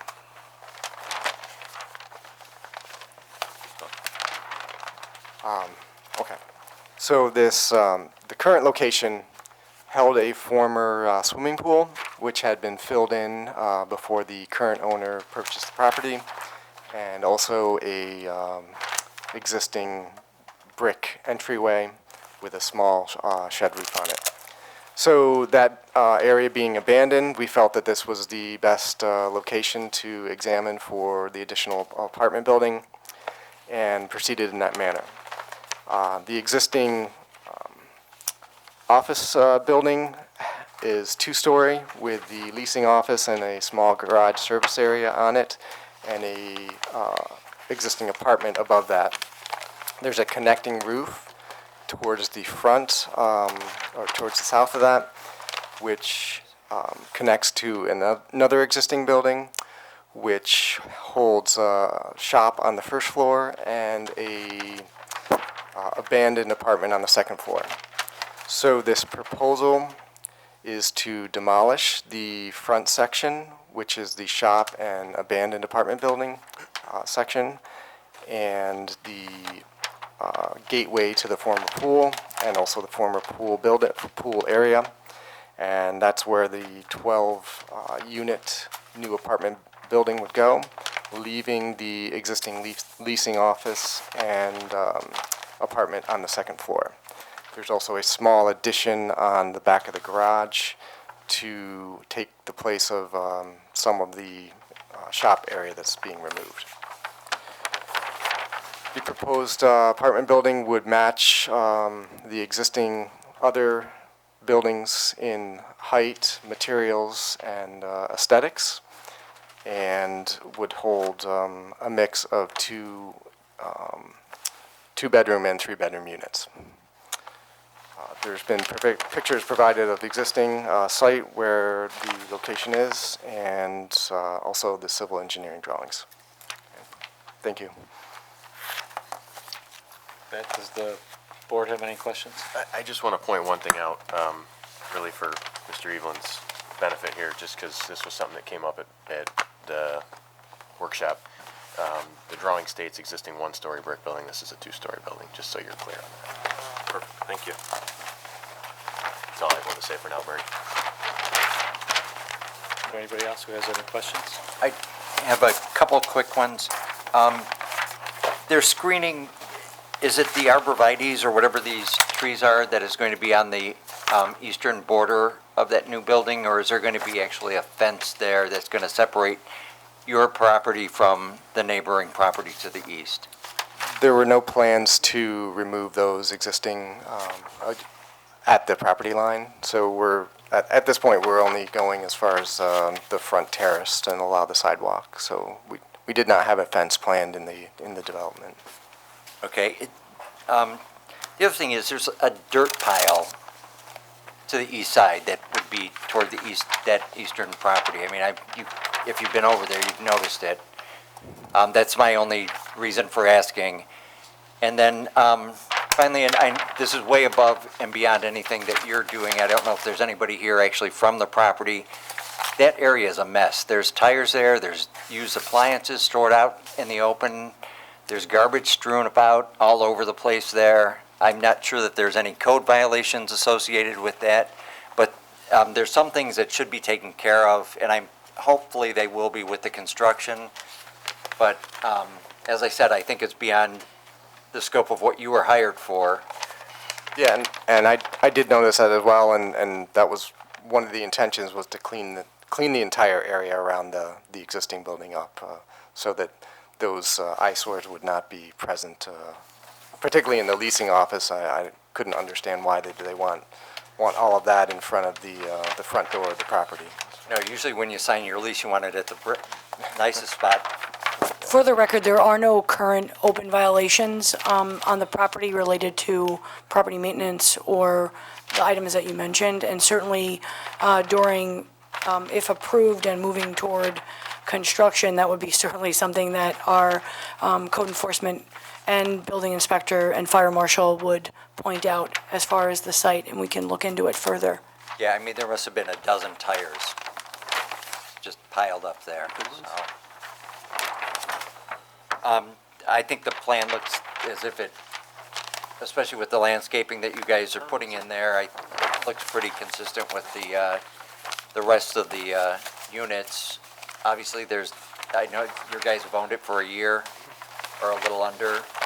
Yeah, they're in the process of trying to maintain the rest of the property and pick away at, there's a lot of work to do on the rest of it as well, but he wanted to at Yeah, least try to. I think some of the silly things are the garbage, and that's definitely what was noticeable, and you can't really blame it on tenants, especially when I was seeing rolled carpet that snow had piled up on top of.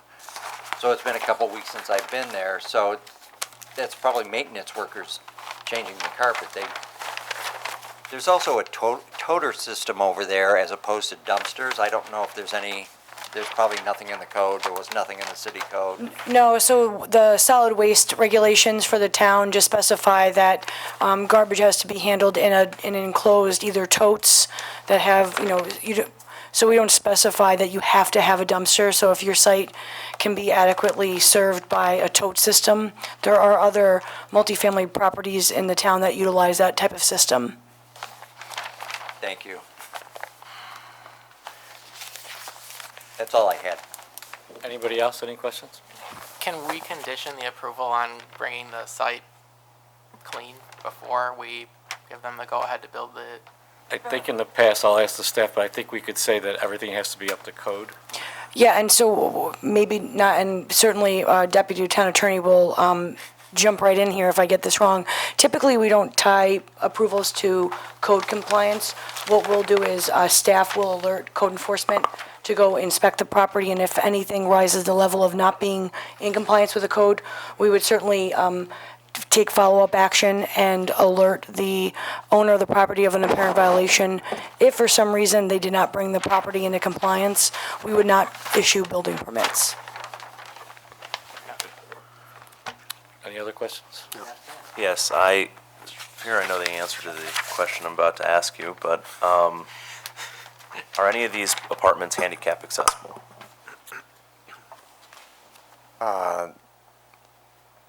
I did not check with the owner, but that is on my notes to verify with them, because there would be a type B requirement for the overall facility. So before we move forward with this building, that's definitely on my list to check Great. with them.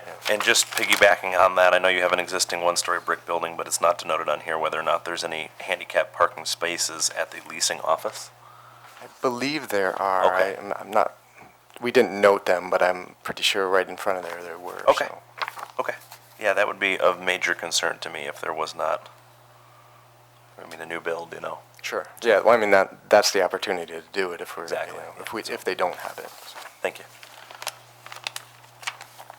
Any other questions? This is a public hearing, correct? So if I ask you if you could take a seat. Thank you. Is there anybody who would like to speak in regards to open the public hearing? Is there anybody who would like to speak in regards to this matter? Seeing none, we'll close the public hearing. Provided there's no other questions from the board at this time, anybody who would like to make a motion? Don't forget this is seeker. Oh, I take that back. I'm sorry, before we do that. Could you please go through part 2? Thank you. I'd be happy to. This particular action, it's an unlisted action for the purposes of seeker. And looking at the potential impacts that might be associated with a project of this nature, we look at visual impact and community character. The apartment complex is located on a private drive located off Brookdale Park. The new building would be very similar in design and visually consistent with the existing apartment buildings in the complex.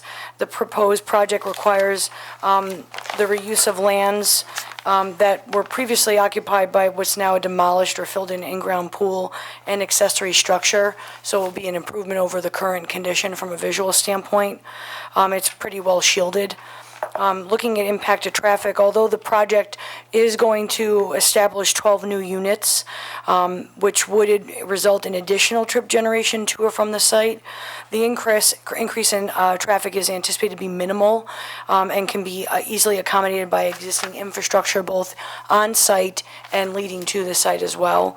And for stormwater management and drainage, the proposed location of the new building will not result in any significant increase in impervious surface since it's replacing formerly built out or impervious areas on the property. For those reasons, the project was deemed to not have any large or moderate impacts, and we're recommending a negative declaration for the purposes of seeker.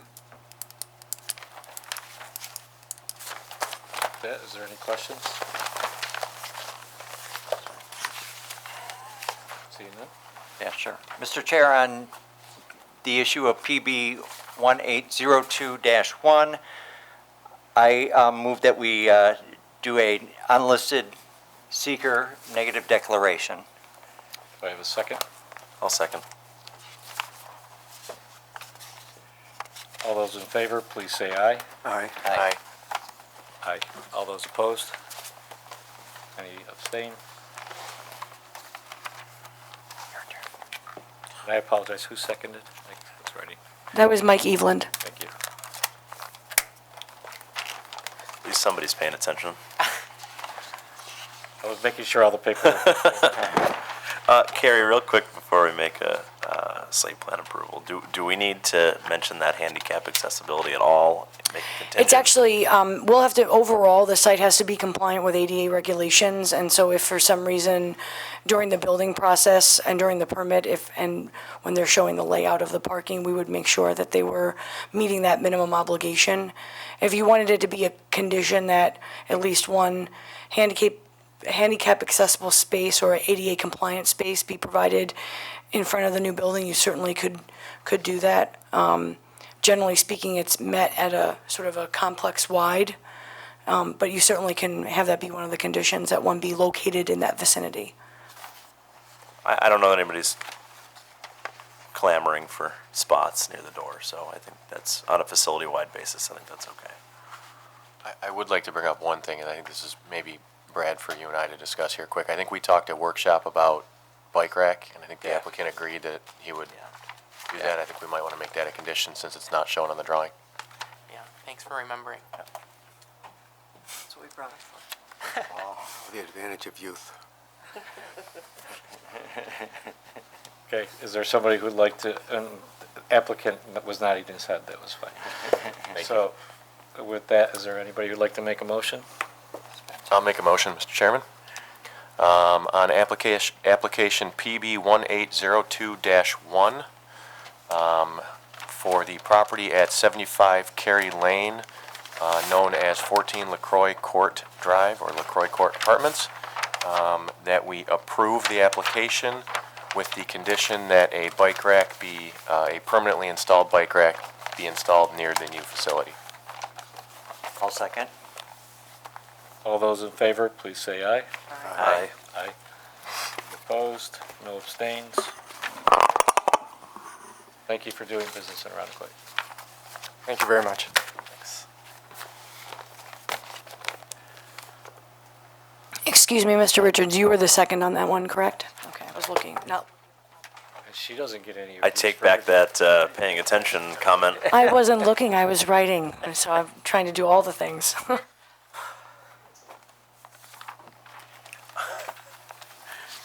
Michelle doesn't have it that easy, does she? No, she's not allowed to miss another one of these for a while. Hear that, Michelle? Like she's watching at home.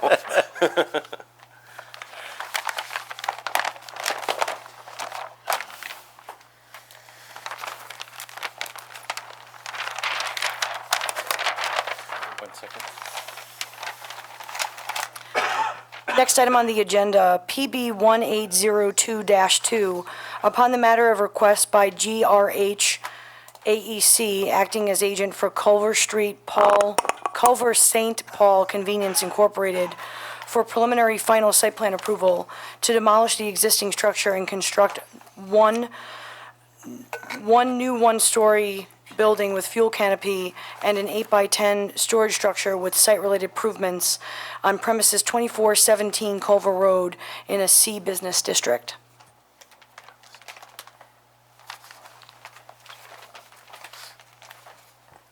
Good evening. My name is Reza Armanish. I live in East Arundecoit. I'd like to hand in some sheets, if you don't mind, before I proceed.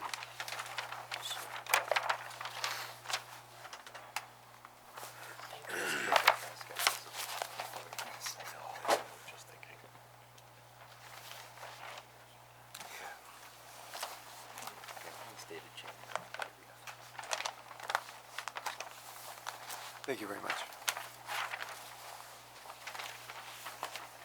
I thought Thank you. it was a get out of jail card or something.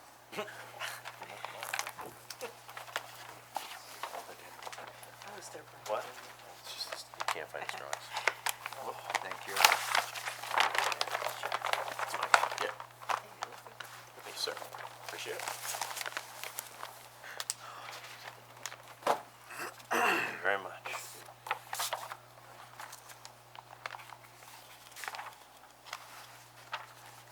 Which page, yeah? 4. Good evening. As I mentioned, my name is Reza Armanish. I'm an architect for this project. Basically, what the intent is to remove or demolish the existing approximately 8 by 12 kiosk, I call it, because it's not a real building, where the attendees, the person who takes the money and everything, that's going to be demolished. The canopy is going to be removed. On the canopy, we're going to keep 2 columns. We may not even do that because if the structural engineer indicates that the 8 by 8 structural tubing is not sufficient, we got to go with 10 by 10. I already discussed the issue with them. Most likely those are going to be removed. The building is going to be basically a 30 feet by 50 feet building, approximately 1,500 square feet. The framing is going to be just basically wood framing, wood framing, and the finishes up to the water table, which is approximately 2 feet, will be veneer brick, and above it is stucco up to 12 feet, which is the soffit, approximately 12, maybe 4 or 5 inches from the grade. Also, if the money allows, instead of the stucco or EFS, we are planning to go with brick all the way up. I have some samples. I can put it in front of the podium if you give me a minute.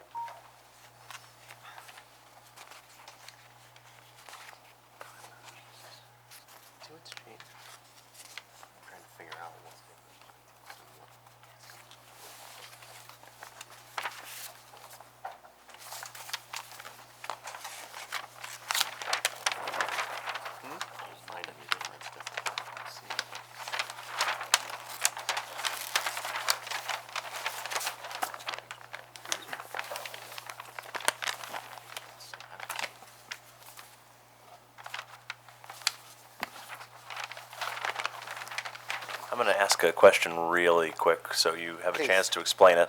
Sure. What has changed between the drawings we have in front of us and the ones you've just handed out? There's no change at all. There's no change at all? It's exactly the same. It's just that I wanted to show what the colors that are intended to be used. That's why I printed it when I discussed the issue. For the elevation sheet. Yes, yes, sir. Yep. That's So I just wanted to at least thank show you. some indication of the colors.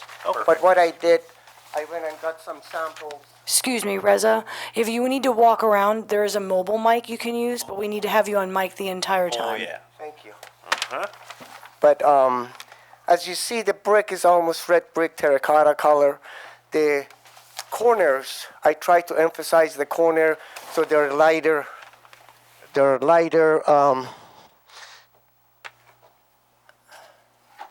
thank you. Awesome. At the corners. I have a lighter one, but this has a little bit of red that it works with this. So, and then also the EFS system, the banding is going to be this. So actually, you're going to see most of it like that. If you want to compare the percentage of the color, the accent is light color. Most of it is kind of a terracotta color again. Of course, these are the only samples they had. We can choose exact color, and then they will make it. It's just like The roofing is going to be shingle roofing. The roofing is going to be shingle roofing, almost. Again, it's trying to be earth colors. Basically, all the colors are kind of earth color, kind of has a little bit of red, a little bit of tan. So it just picks up the accent from the building.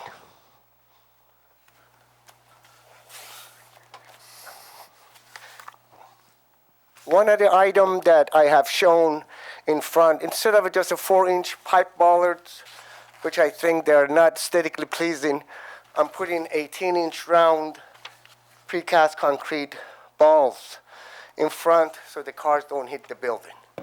I thought they solicited maybe slightly a little bit more money. It's not that much more really. It's almost the same. And I thought it's going to be more pleasing to just have something a little bit different than just a bunch of pipes sticking out, painted them yellow. And so that's what the intent was. The place is going to basically, we're also removing 1, 2, 3, 4 pumps. So we are reducing the fire impact and the neighboring buildings. We are only leaving 2 pumps, and then we are relocating the kerosene pump to the west of the canopy. The canopy is going to be new, as you see. What I've done also, if you look at the house that is located right now to the north of the refiners, you see that it's stucco also. So it kind of matches the building with the neighboring. Also, one other item that it came out based on the review, which I missed, I apologize. What happened that there are some issues that there were some items that were not noted, and then I addressed all those items. Like at the gable end, I had vinyl siding. It was suggested to put fiber reinforced, basically hardy planks. I changed that. The access to the building for the disabled use, for wheelchair disabled use, as I had 3 feet, but actually 4 feet, it would comply with the ADA, actually, so that would comply with that.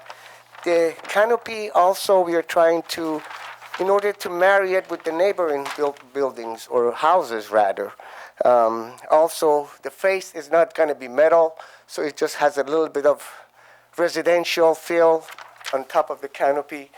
The columns on the canopy also, we are enclosing it with masonry, so it just matches the building. The same look, pretty much.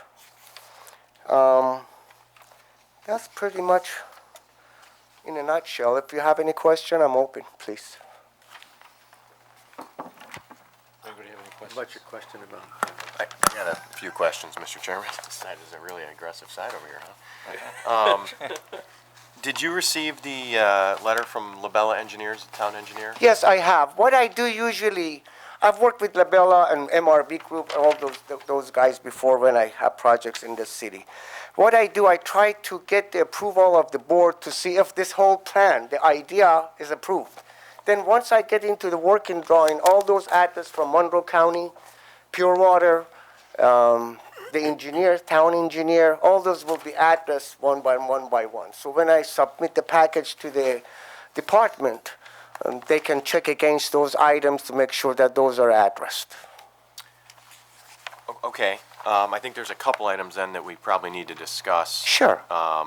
So one of the major issues, and something that we made previous applicants specifically provide for us, were utility and lighting information, and there's nothing here, so. Right, that's not shown. The canopy will be lit underneath. We're going to have some LED incorporated in the canopy. On the building, I have on the south and north, I have 3-foot overhang, and I purposely made that. I wanted mostly bring the building down a little bit to make it more residential, because it was 12 feet high. I looked at all the houses, none of them are 12 feet high to under the soffit. So if I make it wider, it looks heftier, I guess. I don't want to say the F word. What I meant fat, but I didn't want to say. I know, I had to tell Mike he was concerned, it's okay. So, I don't want you to say that either. right.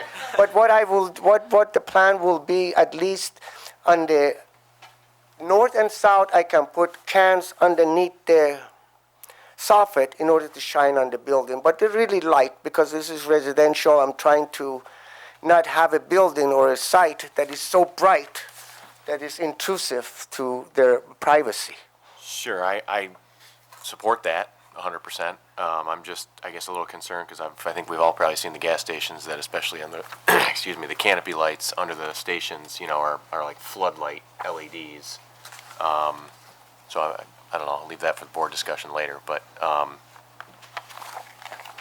that's one thing. Can you talk about utilities a little bit? Yes, basically right now right now the present kiosk, I call it, there's a toilet in there. So basically I'm sure at least there is a 4-inch sewer line going toward the, not toward the culvert, but toward the echo. So that's going there. So we're going to utilize the same line going there. Now, as far as the gas is concerned, we need gas. So I just showed there's a gas line that is going from the gas meter, which is on the west side of the building, The gas, electric, everything is on the west side of the building. And right now, that's where there's no gas, but electric's on the west side of the building, which comes from Echo Street also. So those going to be there. So we got to tap in. We got to get a new gas line. I suggested at least on the drawing an 1.5 inch minimum gas line, just in case if they want to add, let's say, I don't know, a hood later, a kitchen commercial hood, small hood for just some takeout food, or any other purpose. As far as the storm issue hasn't been addressed, I'll be honest with you about it. It's basically, if you look at the S-1, based on the topo that I got from the surveyor, you see the site is relatively flat except when you get into near the Echo. All of a sudden there's a drop. There's like almost 2.5 feet drop when I shot it with my own laser. But of course the surveyor is much more exact. Also, we reduced the entrance on Echo as based on the comments that you guys provided. I reduced it to 36 feet. I can even reduce it to 30 feet. I just finished the gas station on the corner of Upper Falls and Hudson. And when they required for turning radius and all that, 30 foot would be sufficient for one of these tankers, which are 53 feet wide. In the state of New York, they won't allow them to run 55 or higher. Maximum length for a tanker is 53 feet. So a 30 feet wide curb cut would be more than sufficient to come in. So now, also on this Echo side, if you notice, there's a concrete gutter on the street. It's in the right of the way, and there's a catch basin. And I think that's where all the water basically goes to that side, and then it goes into that catch basin, and it drains. On the east side, there's some, because you can see that when you look at it, even there's some slope going toward Calvert Road, east from basically eastward. Most of it, if you look on the property line is way back. Most of it is the county. I believe that's what I was told, that the road is the county road. So most of that is county. Now, what I did in order to make it a little bit, I like the site to be pleasant at least. So what I did, I carried the curb and I went into the right of the way. Now, I may have to go to the county traffic or county and then get approval to extend the curb. So it just looks finished. If I just stop it right on my property line, it just looks, who did this? So I have to get their approval in order to make the transition come in. So when you look at from the street, it's a proper, I guess you call it, design. Okay, going back to storm for one question, I'm going to steal your Yes, sir. question here a little bit, Alan. Are there any existing underground storm facilities? What happens with the No, water? there's no storm at all. So It just drains toward Ecocer. right, but so what I was going to ask is the gas canopy itself. I'm assuming that's a flat roof. Yes, that is, and then if you notice, even right now, there are two drains that come down and they're right next to the columns. And they on the splash to north. grade? No, they're attached to a storm line that it sticks above the ground, so they're connected there. So it goes, the stormwater Yes. goes underground Right, and ties into something. right, either to the storm or sewer. Well, can't go to the sewer, because we're not combined sewers here, so it's Right. got to go to a storm system. Right, it may have been when they built it, they may have done, they have married both storm and sewer together. Now, what I could also do, that's what I did at this other one, it's still almost finished. I put a trench drain right at the throat where it comes in, the curb cut, we're right at 1 foot inside the property line. I put a trench drain, so it catches anything that it drains into that direction, which is on the Echo side. And it can be connected to the storm. I have to work with Monroe County Pure Water.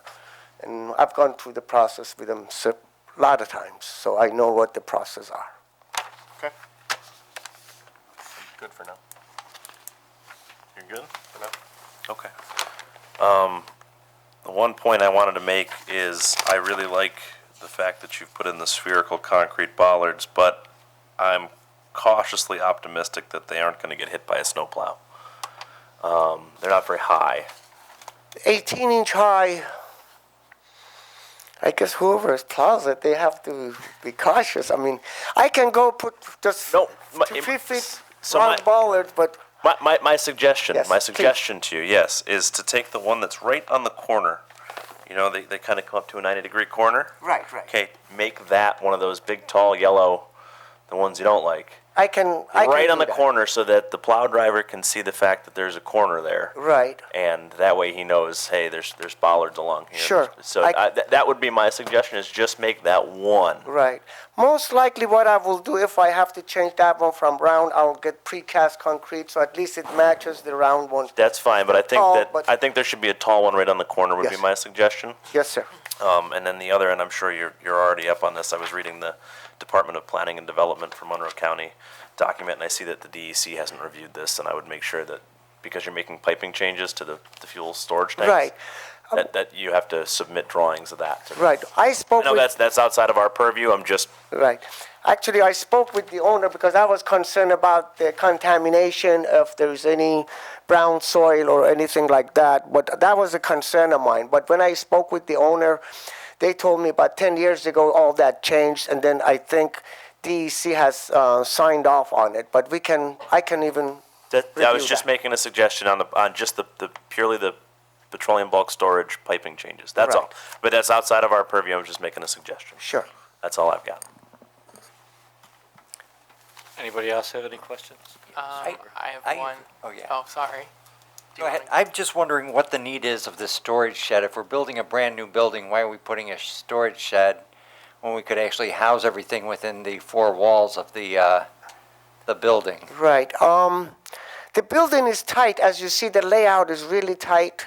So what I did, I have to put a refuse area, which is actually was just originally I had it at just a wood fence. When last comments came from the board, what I did, I made it match the building, and so I have to have like 10 by 12 or 8. I think it's 10 by 12 for the refuse area, and I think it's 8 by 10 by 10 or 8 by 10, 8 by 10 for the refuse. So it's like for basically more lawnmower stuff. That's what the owner wanted to store outside, like a gas can or stuff like that. What they have to do, that's what they were planning to do.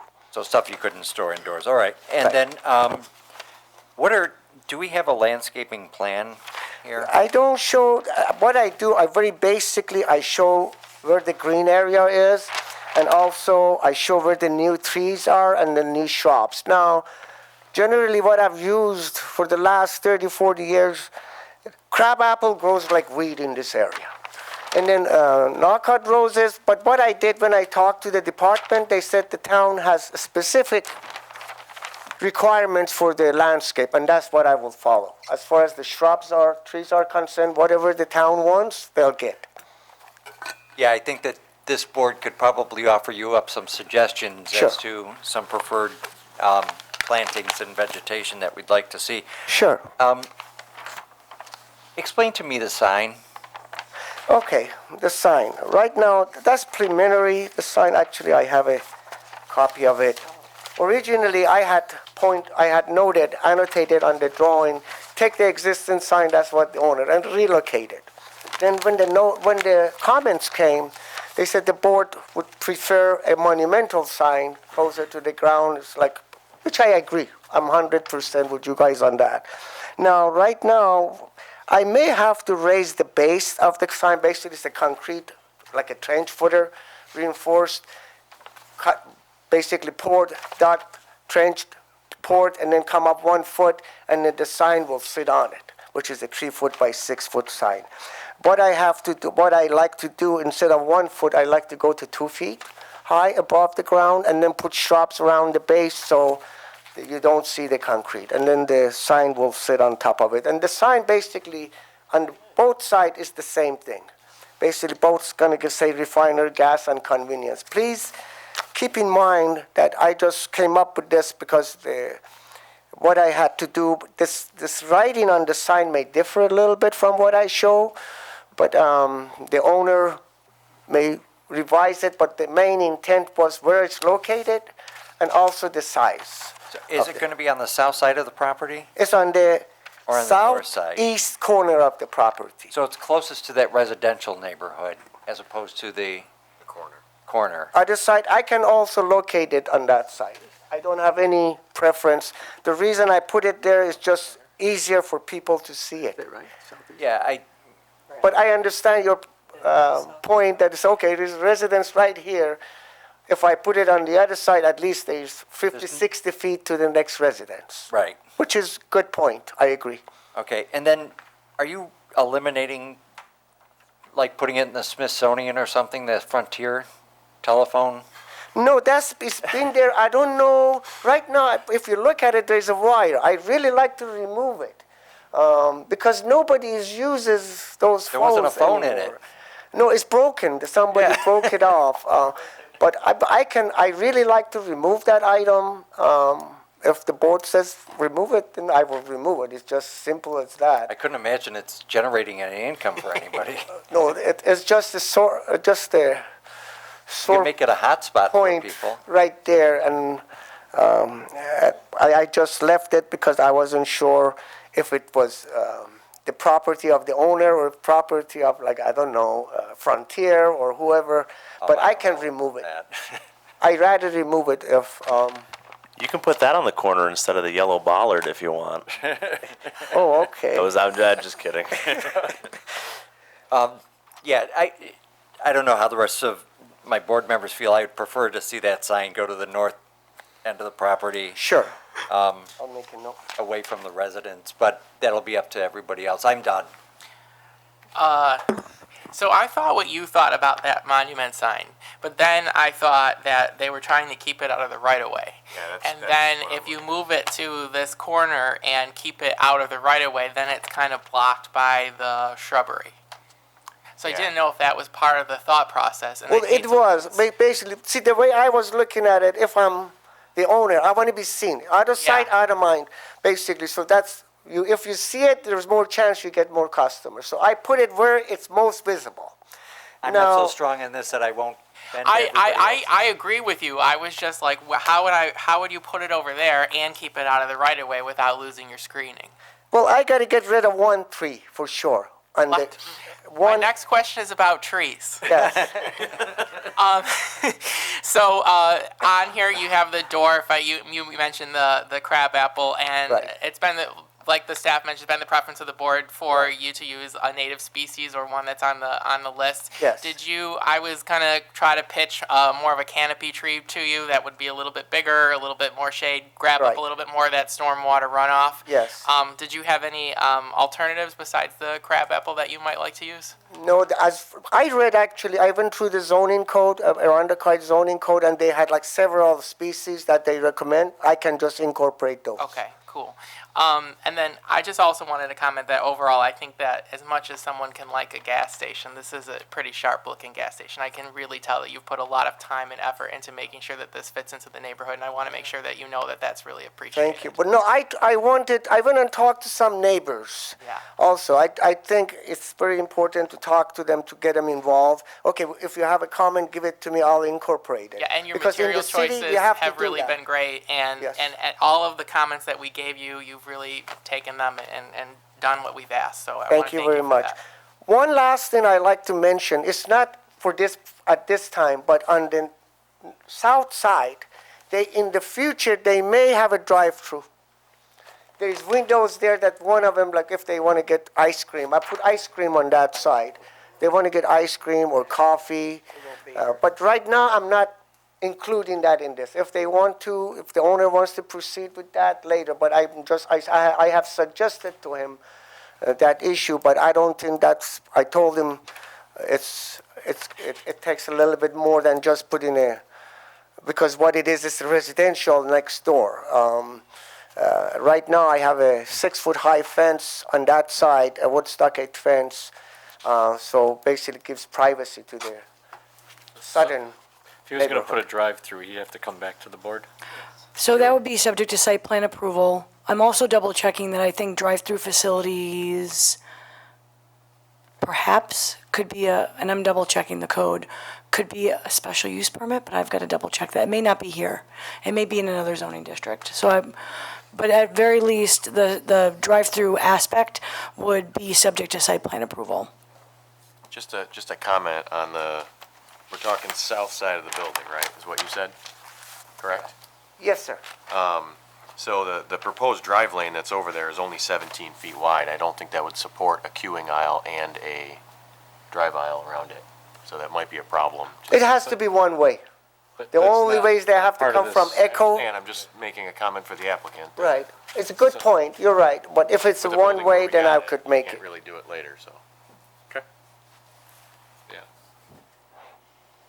I just want to clear, it's not part of this Yep. proposal. Yes. Okay. Any other questions? This is a public hearing, so I ask if you could leave your things there.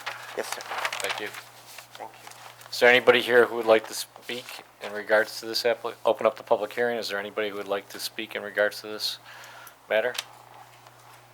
Seeing none, close the public hearing.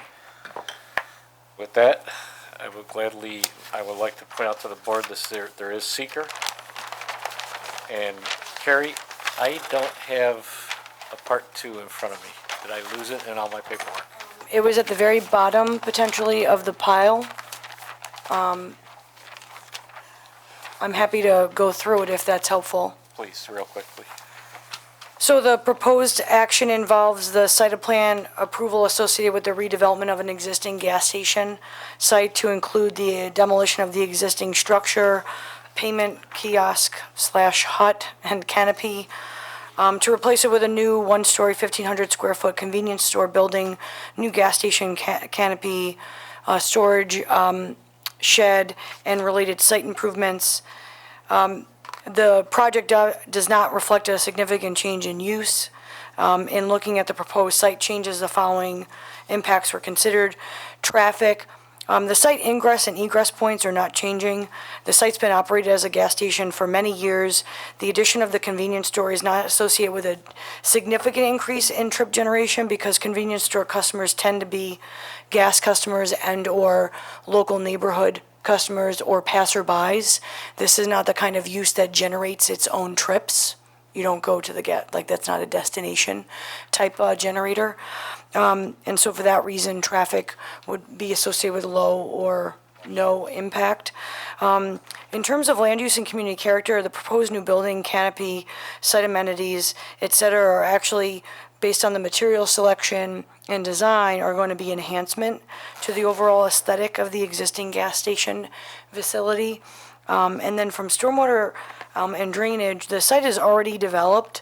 The relocation of the building and associated site work can be completed in a way that minimizes stormwater runoff to the neighboring properties and would be, we would ensure that through both this process and the building permit process as well. For those reasons, we're recommending a negative declaration for the purposes of seeker. Is there any questions to the staff regarding that? With that, is there anyone who would like to make a motion? Mr. Chair, I'll go ahead and make a motion on PB 1802-2 regarding seeker, that it is a unlisted negative declaration. And do I have a second? Second.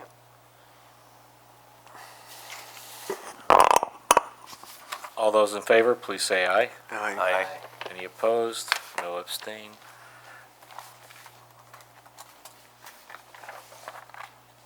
Regarding the motion. Mr. Chairman, can I just bring up a point for discussion real quick on the motion? Sure.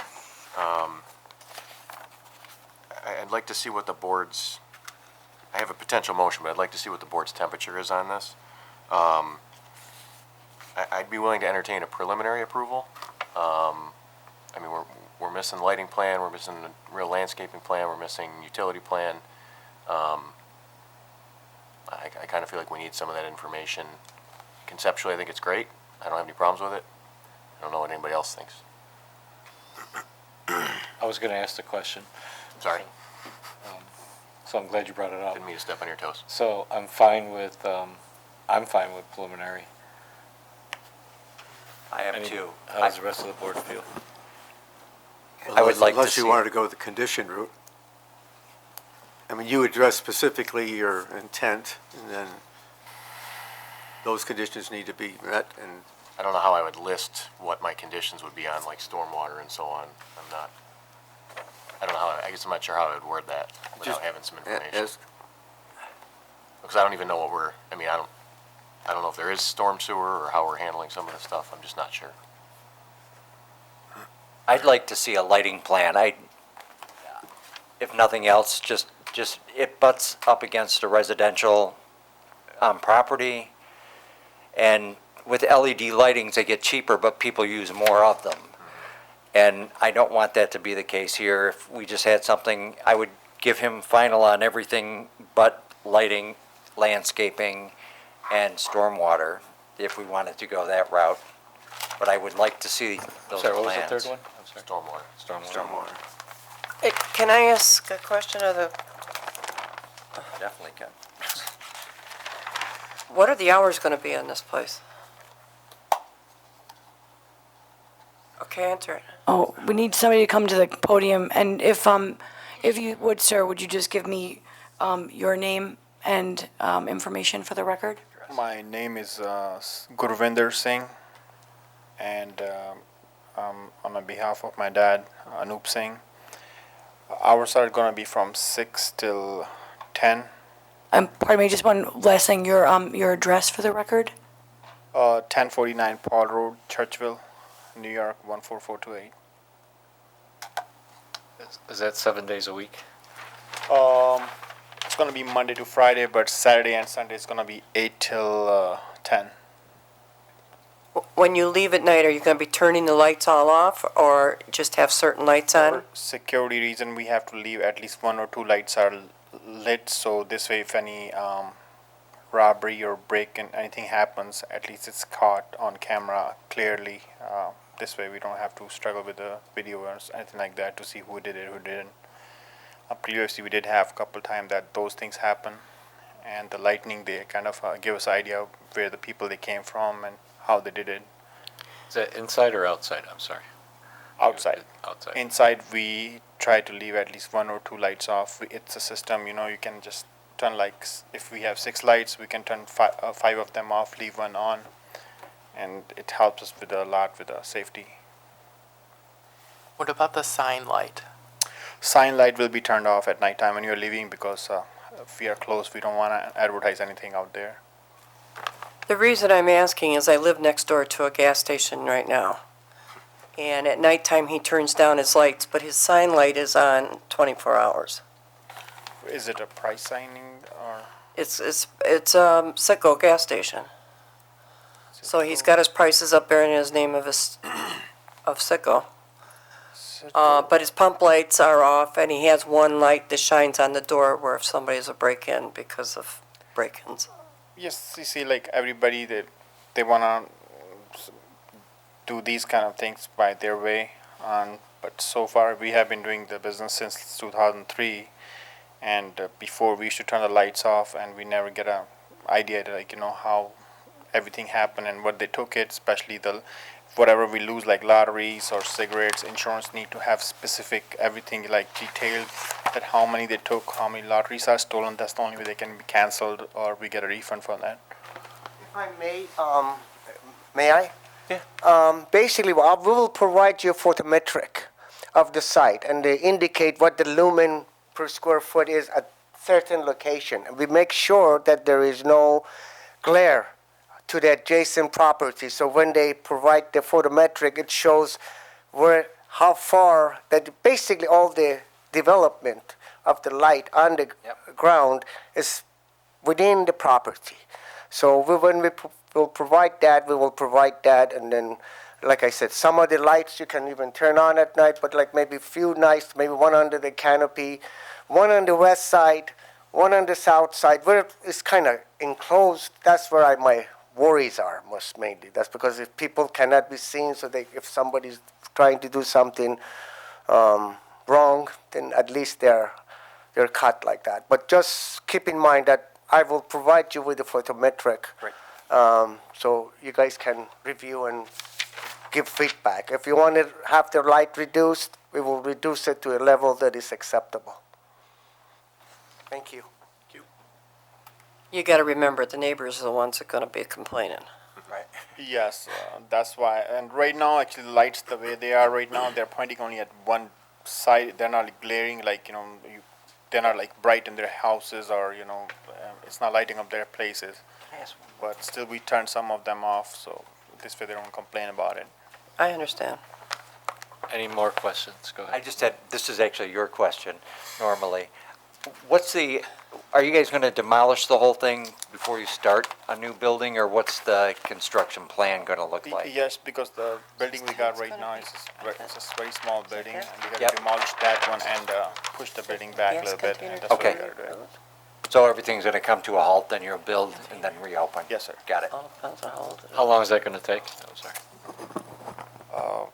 Probably it's a 2 to 3 months process. If they regularly work on it, or if they don't run into any kind of issues, it's probably 3 months. So I guess we didn't ask the question about construction. Right. Are they going to do it Monday through Friday? What hours? Yes, Monday to Friday, 6 till 10, and weekends is gonna be from 8 till 10. You mean Construction. Construction. Construction will be just regular construction time. Most contractor comes at 7, you go home at 5. So all the activities will stop at that point. Perfect. Monday through Friday? Yes, sir. Most of the Not on people weekends. won't work. If there are some that want to work Saturday, they may be able to, but generally most contractors work from, 7 to 4, Monday through Friday. Some of them, if they're behind, they usually work on Saturday as well. The earliest allowed in the town of Arundecoit is 7 a.m., so I was going to chime in with that. So that's the earliest. I don't believe we have a restriction for weekday versus weekends. I think it's just the time of the day. Thank you. You're welcome. Is there any other questions before we get to determine if we're doing preliminary? You got to do your motion. Well, I got a couple other things. So I took some notes. Tall ballard at the corner, was this something somebody asked for? Remove the payphone that's not in use. Actually, about the payphone, it's already disconnected. There's no phone in there. It's just the island standing there. So remove the payphone structure? Structure? Is it? Housing. Payphone structure. Not in use. They could sell it. Watch, I'll probably break that one out my cell phone now. Right. And then, are we gonna ask for a construction plan and the hours, or is it just stated sufficient? In the past, we've asked for that. I'm asking the board. I'm fine with his word on it, but that's up to everybody else. Ask everybody else. Fine. Whatever you want. I could go either way on that. Yeah, I'm not Okay. super. Yeah, I'm not. As long as they follow the hour requirement. Okay. So those were the ones I had. So the question is, make your motion and we can decide. All right, so on application PB 1802-2, in the matter of 2417 Culver Road, also known as Refiner's Gas Station, I make a motion that we provide preliminary approval tonight, barring some specific items we would like to see, which are lighting plan, utility plan, landscaping plan, and specifically stormwater information. I would second that. Hold on. So I didn't hear the tall ballard at the corner or removing the payphone structure. Oh. And removing the payphone structure and changing the bollard at the northeast corner to a taller, more visible bollard. And could I request that, per Mary's request, if you want this, you would like to know what the off-hours lighting specifics are as part of that lighting plan? If you can include that in the lighting plan. What about the sign that we discussed? Is it a condition to move it to the north? Yes. Can we, I'm for it. yes, I'm either, I can, I you think you would like be it better. up there, but not if it's gonna mean that we're gonna lose screening. Yeah, I don't know how it's gonna work at the corner personally, looking at the layout of the site. I don't know how it's I gonna didn't fit like there. losing a tree. Right, that's what I didn't like either. I think if we limit the light to turn off at night, Right. yeah. It is right next to that house, that was the thing. But if it turns off at 10 o'clock, Hey, if you move next door to a gas station, you gotta yeah. expect this stuff. Oh, also the type of and the type Well, of except lighting, that they- if it's the fluorescent or if it's downcast. Sign now is currently on the north corner of that property. So they're getting something that they didn't buy have into. before. That's true. Well, there's a lot of stuff that's come in the gas station next door that I didn't buy into, but I'm putting up with it. Should have gone to the planning board, complained. What? But So what does the board I know feel? better. I think that I'd propose that it is left where it is. It turns off when the gas station closes, and that they have lighting on it that casts down and directly onto the sign rather than spilling other places. So you're talking X because they're showing internal lighting. Internally. I believe, yeah, it's internal fluorescent, which would just give a glow, right? Right, right. But if there were lights that were Like a projecting gooseneck down, or something, an externally Goosenecks. lit gooseneck type. that's what I think. Should that be a detail that's addressed at the final site plan? I think Yeah. so, yeah. Yeah. So I added it as a monument lighting specifics with external lighting preferred. That's what everybody feels. Or review for final. Well, everything's gonna be reviewed Yeah, again, yeah. right? Yeah, Right. I'm good with that. I'll second it. Reed Richards, all those in favor, please say aye. Aye. All those opposed? None opposed, none abstained, none absent, carries 7. Thank you, and I'll just make the request, if we're gonna have a special meeting, there's no reason why we can't do more than one, right? Well, we're going to check the protocol on that and duly noted for sure. And just so this board knows, the applicant also is, I'm sorry. Meet the seeker? Good, thanks. Yeah, still complete the seeker because the seeker addresses the approval. And so even though you're approving it in stages, it still covers the entirety of the decision. So even though you're breaking it up between preliminary and final. Just so you know, this applicant will also be seeking variances associated with the finalized site plan. So we'll hold off until final because the signage potentially is changing, and so that if it doesn't meet setbacks, they can have a collective all at the same time. In this instance, sometimes we send projects to zoning board first, and in this instance, we knew that the site plan could impact the zoning board relief required. And then you threw your shirt in.